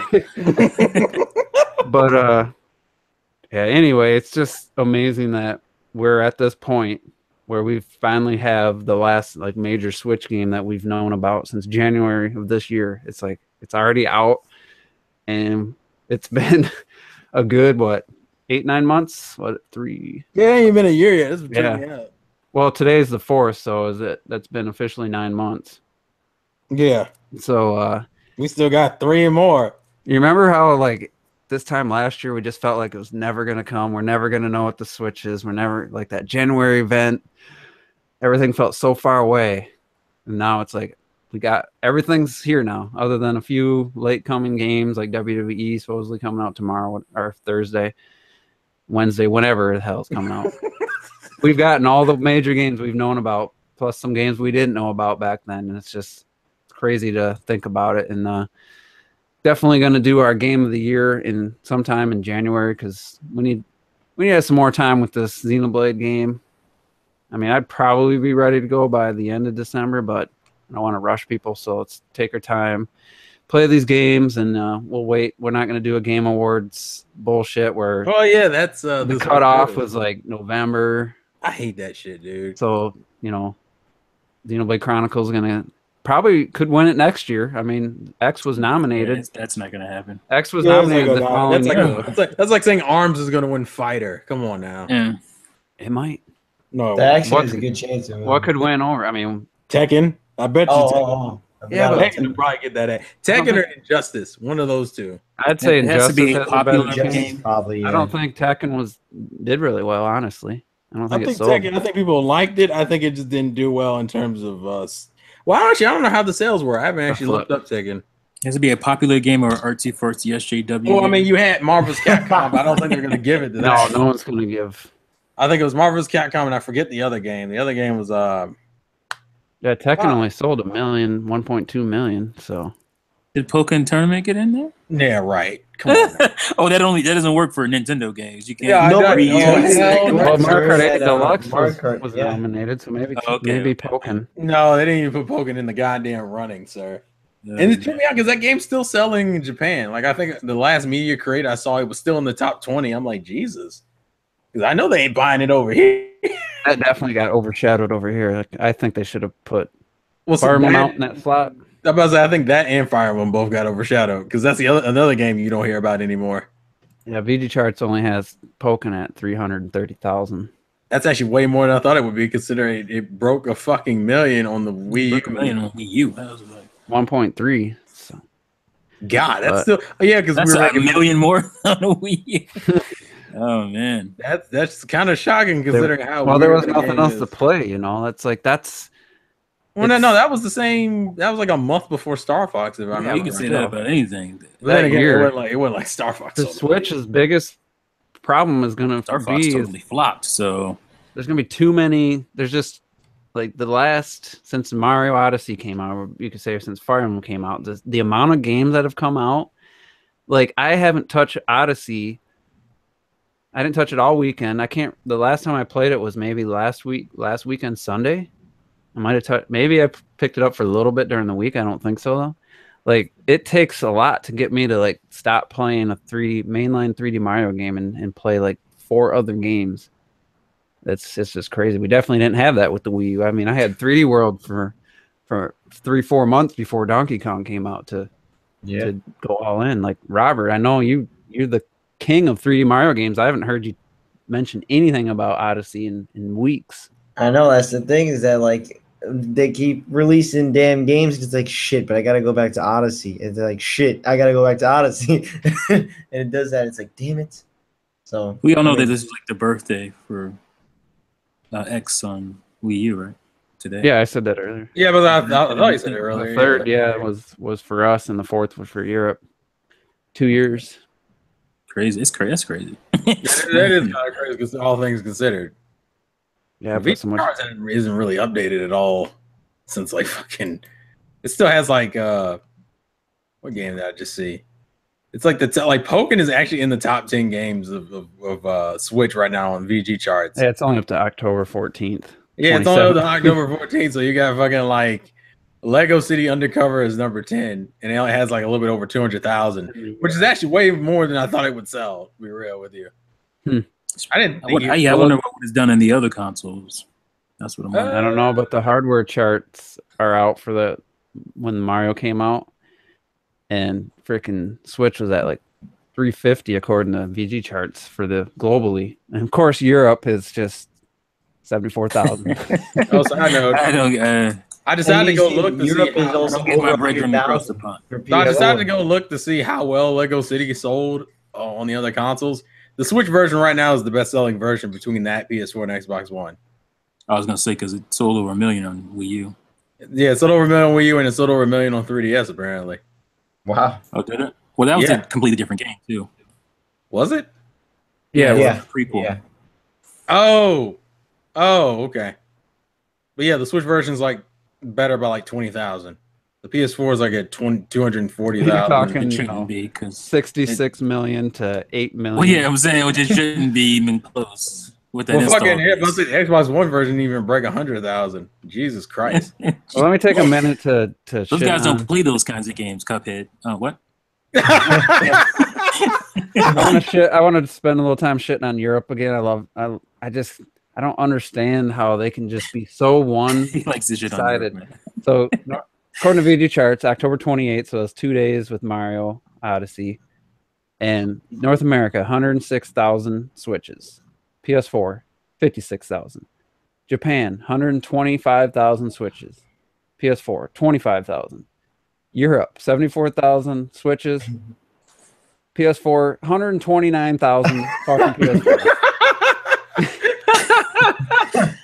Like, what game even came out with that? Was Wolfenstein in 4 years. Well, I heard it's 4 years old, and it's still doing 128,000 because Assassin's Creed comes out. It's like, god damn, what? I just glad I don't live over there. Well, I was gonna say, you want to know what's in the top 10 for the last week? Oh, Call of Duty #1. Yeah, Call of Duty, FIFA, Gran Turismo, Star Wars, Assassin's Creed. Mario's at number 6. It actually went up from last week. Last week it was at 8. Forza, Mario Kart 8's up there. GTA 5, Crash for some fucking reason. They love Crash. I don't understand the Crash obsession. I really don't. That's sold really well over there. I don't get that. Some game called Knowledge is Power is up here. WWE 218, WWE, Need for Speed, Wolfenstein, Lego Marvel Superheroes, Hidden Agenda, Just Dance, and Xenoblade Chronicles 2 hit at 19. That was his debut. Those are up to date. Yeah, that's last week. That's from last week. Just made top 20. Celebrate. Yeah, that is surprising. It's probably like 2,000. But let's talk about Crash Bandicoot. That's why I said that. But go ahead. Let's talk about Crash. 60,000 in Japan. 650,000 in the U.S. Right. 1.5 million in Europe. I don't understand what the fuck Crash did in Europe to deserve this. The PS4, man. No, that doesn't make sense. They love the place. The Vita probably still outsells. Well, why didn't they buy Lego City then? It's not exclusive. It's about Crash, man. Yeah, I don't understand. I didn't think Crash was that fucking popular. I'll be honest with you. That still baffles me. He's so popular that he's a completely dead character. Yeah, I don't understand. Yeah. I don't understand why the Europeans love Crash this goddamn much. Like, if I you know what? Fuck it. He has dry humor. It's It's But not they're even only- that. That's though. what they're only- it's that That kind would of imply it was British good, dry though. humor. That Implying it's good though. I would hate that. No, but they're only getting it because that was the cool thing to get right now. I mean, FIFA sold like in like 4 million or whatever in Europe in the first week. I mean, Crazy. at least Madden has dropped way down and like below 1 million, I think. It's in the weird US. because even when I look at like the older games when they first came out in Europe, the North America was still beating them on every game, and then for some reason it seems like this new generation fucking Crash is just the shit to everybody in Europe. Speaking of Crash, I might get dropped because my computer might crash. It's making some noises. Just so you know ahead of time. Fucking Crash in the UK has tripled what Breath of the Wild has sold. I mean, the install base is huge, but you're talking That's still insane. sells almost 400,000 in the UK. Breath of the Wild at 190,000. Well, to be fair, I mean that is Nintendo's worst market is the European. But let's look at France. Let's see what France. That's why they get all the best. Well, I feel like just about to throw some shade at Retro Death inadvertently. No, Like France. he just lives there. So I know. France is pretty good though with Nintendo. yeah, listen to this. France, Zelda, 317,000. I gotta scroll down to find Crash because I don't know. It might not even be on here. It should be. I haven't found it yet. I'm at 36. If it's selling gangbusters, I thought it would be. Not in France. They're smart there. Oh. Let me scroll back up. I must have missed it. Yeah, Here it I is. would think at least be. Oh, Crash is number 26, 172,000. So it's basically reversed what the UK did with those two games. That's the way too close, all things considered. That is kind of high, actually. Wonder what the Crash did in the old US here. It did I think I saw 650,000. Yeah, you said it already. Just in the 650. US? Yeah, that's right. Yeah, just in the US, it's less than half of what it did in Europe. It's fucking stupid. Zelda's at like 1.7 million. So Well, it's because everyone who's buying Switches, what are the two or three games they're getting? Mario, Zelda, and probably Mario Kart. You got it early. 2 games you're getting were like Zelda and Bomberman. That's what I think it is. Well, I feel bad because they had that update recently, which from what I've heard is actually really fun. The problem is that the online is so dead that you can't actually play it. that sucks. Yeah, that's it's like, Fast RMX had the same problem. By the time they added friends, no one was playing. But let's talk about 2 games that did get updates that no one probably touched. Splatoon actually got an actual new weapon. No one touched. Seen before. And then ARMS unlocked that Springman robot version. Springtron. Springtron. Didn't even touch it. Either game. I didn't touch it either because Xenoblade was out. See, this is You the were problem. touching Pyra? No, I'm gonna leave that one to you, Juice. And Oh, his you got another Because favorite? guess what? I got Mithra. No, I'm just. I'll give that for those who are curious. That's where I'm at in the game. That's all I'm gonna say. Did you get a Senrin Kagura or something? When? The Did you Japanese get it? version. When? That ain't the question. Oh, I mean, I have it. I have two Simran Geiger games, one on PC and one on PS4. No, the Switch one that just came out, whatever it's called. Oh no, Everybody because knows. it's only in Japan only, and I've already I know. watched enough gameplay footage to know what I'm dealing with. I don't fucking need it. I thought you were I've seen gonna it get already. It's literally a dating sim that has like fucking motion control massage. You don't want to Exactly. feel the love. I'll be honest with you, I'm curious in just trying it out. Man, I'm But, crazy I'm not gonna curious. go make a Japanese account for that shit. You are. Yeah, You and then will. you know, be I haven't completely made lost. a Japanese account yet, and I've had so many opportunities to do so. I have one, but the thing is, like, you gotta get some Japanese yen. Yeah, you had that's the hassle of buying shit. Yeah, I didn't know about that, so that kind of stops me from trying. But I'm saying, if you want to see, I'll send you gameplay clips if you want to see, Robert. Like it's. No, but I just want to feel the. I know that's like that. I'll be honest with you, that's like my major. the HD rumble. And then we're getting a Buy a code though for them later for some reason. Maybe. They're remaking the 3DS game on the PS4. We can't get that, but we can get the fucking pinball game. Like, I don't want that shit. He was like, "You give me the goddamn actual battle game, Jesus." It's another one of those situations where the 3DS propped the series up, and then they fucking left you for the PS4 when it came to home consoles. I was like, man. When they're one with like squirt guns and stuff, it's just, Oh yeah, that's PS4. That's the Peach Beach Splash. That's what that's called. I mean, it looks. I'm not gonna lie, it looks kind of fun, but it's not like very fluid, like in terms of movement. Controls look terrible. It's not, but it's one of those things where it could probably be kind of fun, but it's Senran Kagura is not really meant to be played like in long sessions. It's like a fucking 10 to 30-minute game. It's meant to be played with one hand. No, actually, you can't do that in most of these games. It's weird because it's a fan servicey beat 'em up game. Like I don't. It's one of those things where it's like I don't think those things are supposed to work together. And then what do motherfuckers do? They pause the game, wait about 10 minutes. They come back to the game, find another sequence, pause the game, and it's just an endless cycle of masturbation. That's all it is. I'm just playing, guys. I know not all of y'all masturbate. Some of you do. Like some do to real women. Others do it to fictional cartoons. Hey man, listen. we don't discriminate on the internet. Some people like to, unless you're black, and then you ain't shit. Apparently, some people like golden showers and some. Whoa! Oh my god! Where are we going? Not me. I used to listen to Howard Stern for like 10 years, so I learned a lot about the world. Don't blame Howard Stern. Learned a lot about crazy fetishes. That's not even that crazy in comparison. That one. Anyway, we're not gonna get into that. I feel like that's crossing the line. We're talking about Nintendo shit here. We need to chill out. Well, I think it's time to do the final thoughts then, because there's nothing else, no other topics I can think of for the last week. I think. Oh, we have the Game Awards this weekend, and then we have.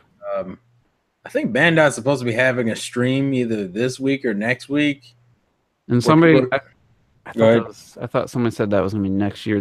Somebody had exciting news to talk about. Oh, that's Square. Yeah, you're talking about Square.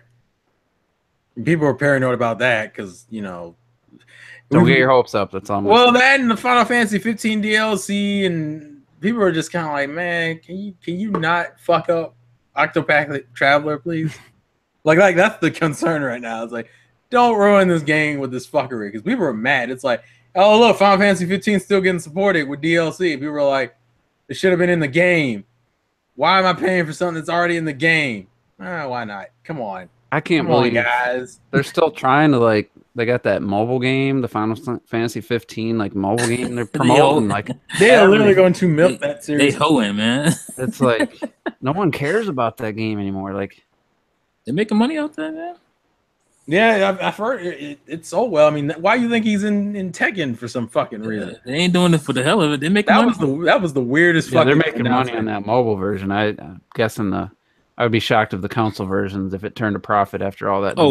Yeah, you know, Final Fantasy 15 itself. Yeah, that and they need about 10 million copies on that bad boy. Yeah, it feels like it because they keep fucking. Because they took out a lot of story stuff to it. Because Robert, did you finish it? I know you were the only one who was. Did you play it twice? You better say yes. Because you were complaining about the car shit in the beginning, but I don't remember. Did you actually beat the game? No, I never. Come on, man. Did you even? All right. Did you play it after that podcast? Did you play it after you told us about the run out of gas? Yeah. Yeah. Okay. No, I got yeah. What? Yeah, I did. Which one is it, bro? No. I'm telling you, I actually got pretty far, and then probably something came out, and then. Hey Robert, you know what I should have asked Star Wars 20 times. You know what the most important question should have been. You had to go see Thor for the 10th time. Sorry. Oh, chill out. You know what you should have done? You should have. Anyone? I know you didn't, but I'm gonna do it anyway. Didn't Record Definitive Edition come out a few months ago? Yeah, we talked about that. No. We talked about that on air. Yeah, TV. It came out. Did nobody play it? Nobody cared about that game, I don't think anyone. Well, people keep running around saying it was dog shit. I was like, Jesus! I thought they fixed some stuff in the Definitive Edition. They made the visuals didn't look any different on the supposed improvements. The game would need a complete overhaul to look any different. It's kind of janky looking. I mean, I was trying to think of the one exclusive Xbox had this year, other than Zoo Tycoon. No. There's no such thing. There's no such thing as exclusives, man. Halo Wars 2, man. Did that come out this year? That's on PC though. Earlier this year. Jesus Christ! I do No, not man, remember doesn't that. matter. PC is not. I legit do not remember that fucking game. Console PC counts. exclusive. It's a console exclusive.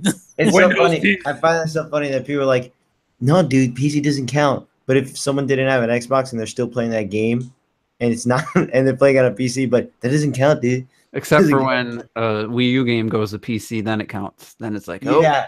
Then you won't. it's a hard hit. Exclusive. I did want to mention real quick because it happened to me and I thought it was kind of funny. I went to the clothing store I think Saturday to get some new shirts and shit. Nice. And fucking, I get up to the counter and he's like, "Oh, you got any plans for this week?" I was like, "Yeah, I'm probably gonna play some games." And he's like, "Oh man, if you're a gamer, I gotta tell you something important." I said, "What?" You gotta just start playing on PC, man. Like I just like. And the way had a revelation for you, huh? I know it tripped me out because he's like, I just discovered Steam like a few weeks ago. And, Oh my gosh! And it's like, man. And I said, what was the last console you had before this? An Xbox 360. And I was like, well, yeah, you would say that. All your fucking games are fucking Windows 10 are on Steam at this point. And he's like, it was. He He's discovered like, what's himself and he Windows wanted to 10? share, man. it's just so easy to build PCs, man. And it ain't fucking easy. If you got $1,500, it's easy. well, listen, I didn't want to get Yeah, into man. that You see all argument. these bargain bin PCs people be building? Come on, man. Yeah. You can Yeah, do but I it. said, come on, man. All I need is a 1080. Give me about $500 for that 1080, son. That's all I need. I mean, if you're gonna spend $500 on some already behind the times PC, it's like, why even bother? Like, Why do that? Why do that? Well, I mean, people were fucking crazy. so I mean, did you just like act like, yeah? What's he going an argument? That's why. Well, my whole thing was like, I was like, well, yeah, I'll get all my third-party games on there. And he's like, man, I was like, what are you playing? He's like, I'm playing Assassin's Creed. Dude, he probably doesn't know what third party love is. Well, I don't think he did because he didn't Really really playing 4K. Yeah, he doesn't know what third party means. Well, he also, Yeah. I don't think he was playing in He 4K. doesn't know what it means. He's playing his 720. He doesn't even know what 4K is. He wasn't. I know he wasn't playing in 4K because he mentioned no mention of 4K like I thought he was going to. He was like, you can play it at higher resolution. I said, you mean like 4K? Yeah. What's that? You should have said, I'm like, no, he doesn't. Casual. I think I was on that 8K thing. It's you like, should have been like, yeah, I can he's play. like my that game dude. wherever He's I like go. the guy who just discovered the internet. That's what it felt like. He was talking to me like, and I'm just sitting there like, yeah. And he's like, man, what you be playing? I said, I play Mario. I was like, I play Mario. I didn't even say Xenoblade. Play I didn't even know Mario. what I'm You a talking grown about. ass man. Well, he didn't even go into that. He was just kind of like, he just shifted the conversation. He's like, you watch anime? And I was like, What? and I was like, Yeah. well, no, this is the kicker. He was like, he's like, yeah. It's like I was like, yeah, I watch anime. He's like, man, you should really check out Dragon Ball Super, man. Yeah. I was like, bruh, let me get the fuck out of here. I guess to go. Like, can I pick my shit? Yeah, I was When like, I, I already paid for the stuff. I'm trying to walk out. He's handing me the bag. I'm like, let me get the fuck out of here before When I went over my buddy's house, I brought my Switch, and I'm like, I was like, yeah, I'll rather just have my game in my hand here and be able to take it wherever I want. You can have that Xbox tied to your TV, so you can only play it for the few hours that you're home. And it's like he What do you say? didn't have much to say. Then I pulled out Doom, and then I don't showed want to Rocket play it. League, and his kid's like glued to it. Like I can't get the kid off me. He's like, he wanted to see the screen, so he's like trying to. His head's in view. I couldn't see the game. I was like, back up. I was like, You'd be you're like, my you should have been bubble. like, hey man, But he was glued. tell your to son it. about 4K, man. Tell him about 4K. So you Yeah. can leave my damn Switch alone. I should have. He's like, leave me the fuck Tell him how alone. cool it is. How cool it is. That's better. I'm trying to play the goddamn game. Move out the way. So Terrell, why don't you just give your final thoughts and get on out of here? Xeno Life is my Xeno wife is my Xeno life. That's how this thing's gonna go. Good podcast. I apologize to Xbox One X owners. I know it's rough out there with no real games to play other than your third party games that you could have been playing on your S. But now you can watch your Blu-rays and Ultra HD and shit. So it's You cool. can do that on the S. Hey, chill out, man. I'm trying to throw him a bone. Robert's like, fuck Yeah. them boys. Fucking, They're getting a little taste of what it is to be like a Wii U fan back in the day. No, because they still got third-party games. They just ain't got no fucking. I'm just saying they're getting a little bit that, like, media taste. Come on, man. What about the Crackdown? Crackdown comes out next year. That's gonna be great. Did it cancel it or delay it? Forget. I thought the graphics weren't HD enough. Yeah, it's like you got fucking delayed. I think they're gonna cancel it, honestly. But anyway. Well, they probably no. The game doesn't look good. I'll be real with you. It does not look good at all. From that E3 footage, it does not look good at all. You mean visually or just the gameplay? Visually. The gameplay has been. The gameplay looks fine. I mean, I like the destructible environment. I'm talking about just like visually. The game didn't like. If you told me that was on Xbox One X, I'm like, nah, that's got to be like some upgrade shit for the 360. It's just. Well, it's kind of bland. It's not really uninspiring. It has a like a what do you call it? Washed out. What's it called? Cell shaded kind of art style, but which is weird. It's very bland for cell shade. I can't even say it. Cell shading is kind of bland.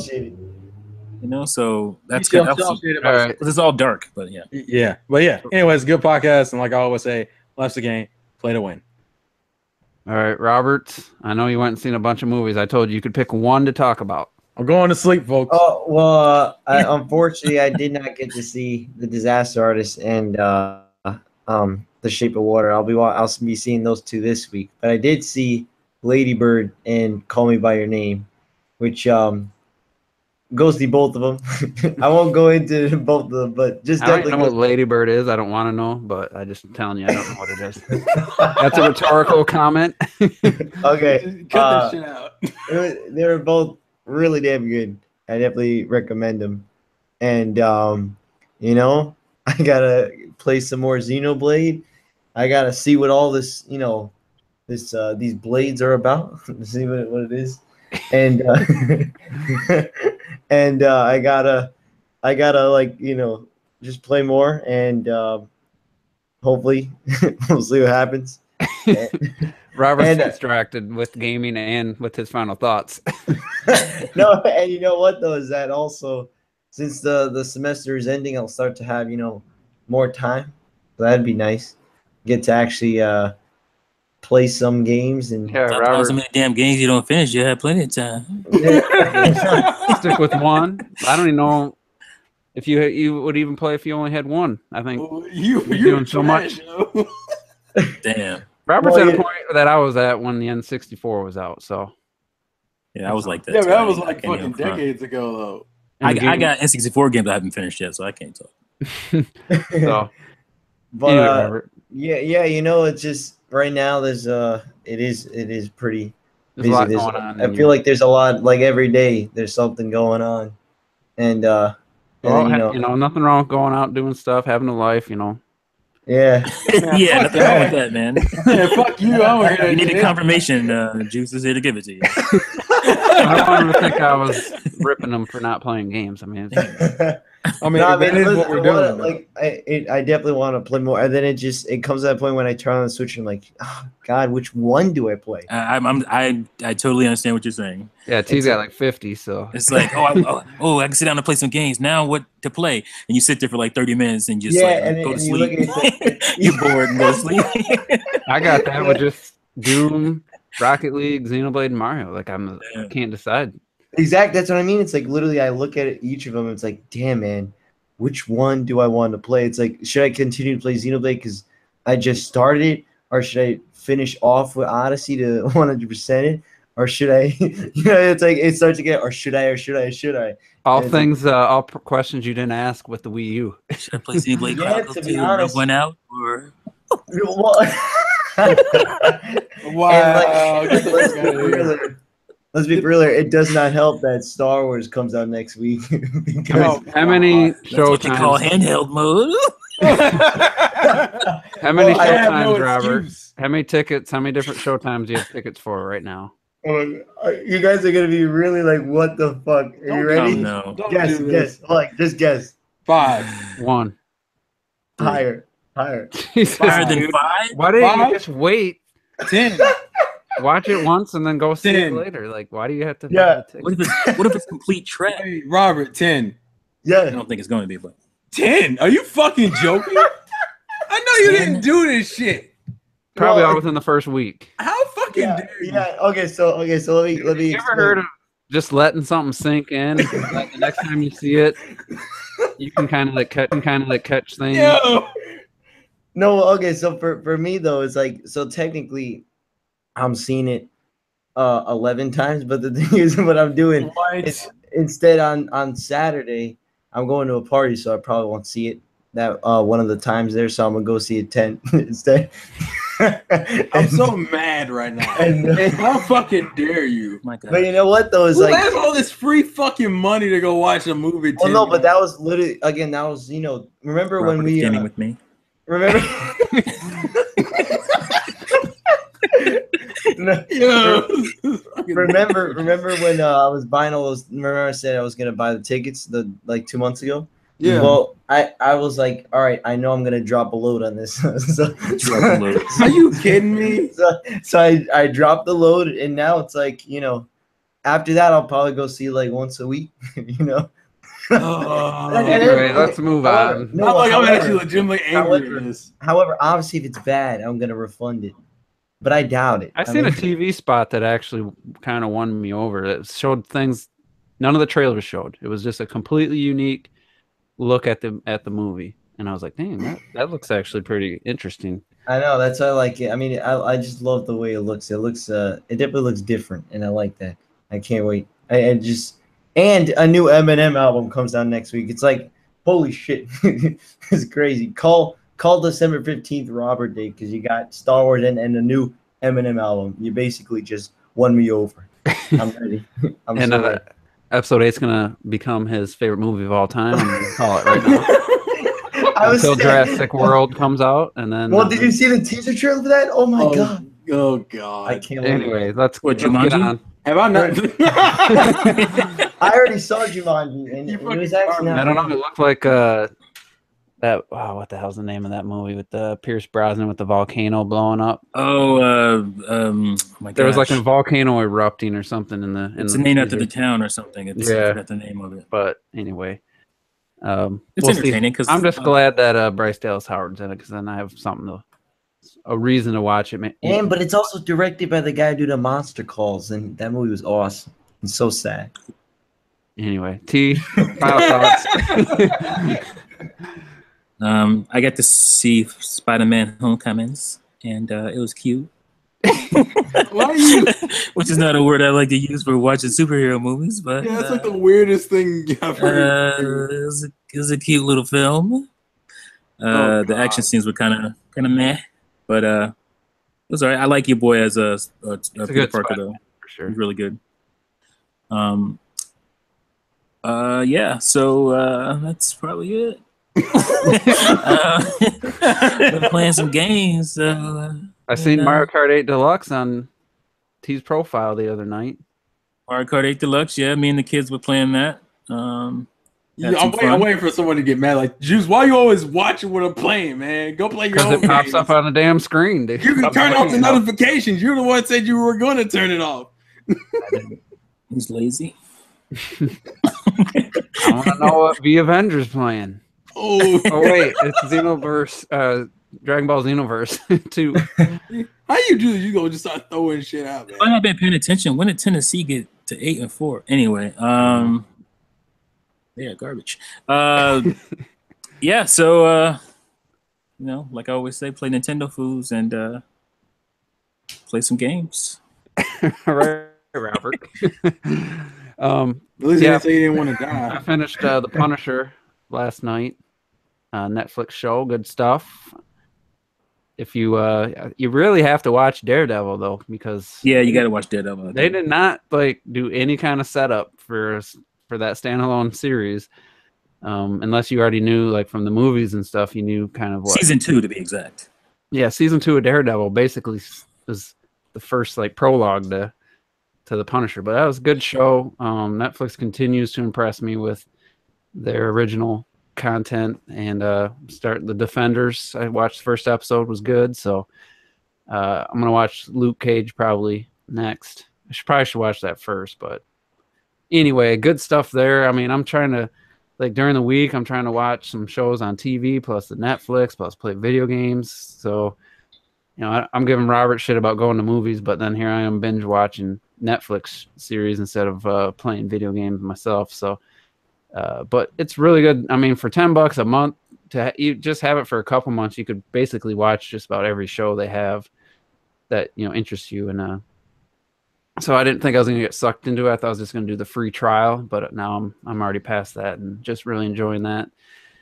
Quick story about Best Buy. Last time I was there, I forget what day it was, like Thursday, maybe Wednesday, Thursday.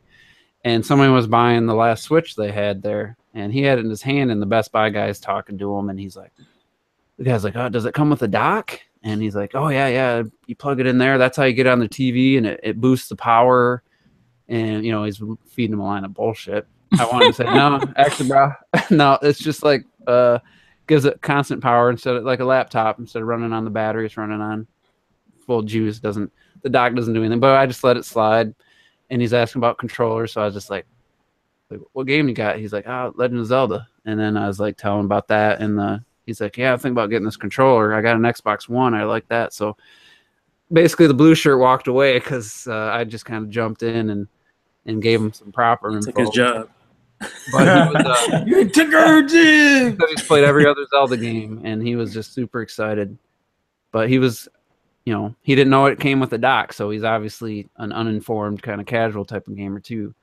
But, you know, he seemed super excited, so that was good. He bought the Pro Controller, Zelda, and the Switch all at once, and got that cool edition, the new Zelda that comes with the map and stuff, and yeah, for the same price, you know. I don't know where the regular version went. I don't know why that didn't get like a little price drop or something, but whatever. So yeah, that was a good story. And then I seen that pile of Xbox One X's wasn't there.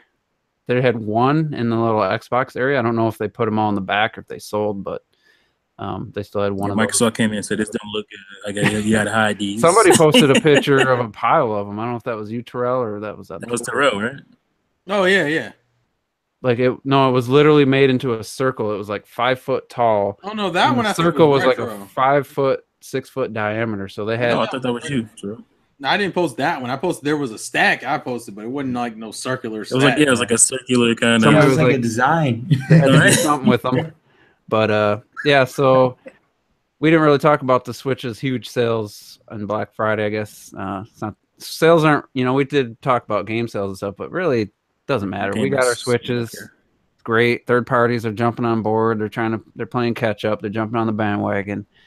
And yeah, we'll see how many more or how many big games we get in 2018. But yeah, it's just it's a great time to be a gamer. It's a great time to be a Nintendo fan. And I'm staring at my Switch right now. I want to play some Rocket League or Xenoblade or something. So we're gonna get on out of here. And thanks everybody for tuning in, and we'll see you next time. Peace.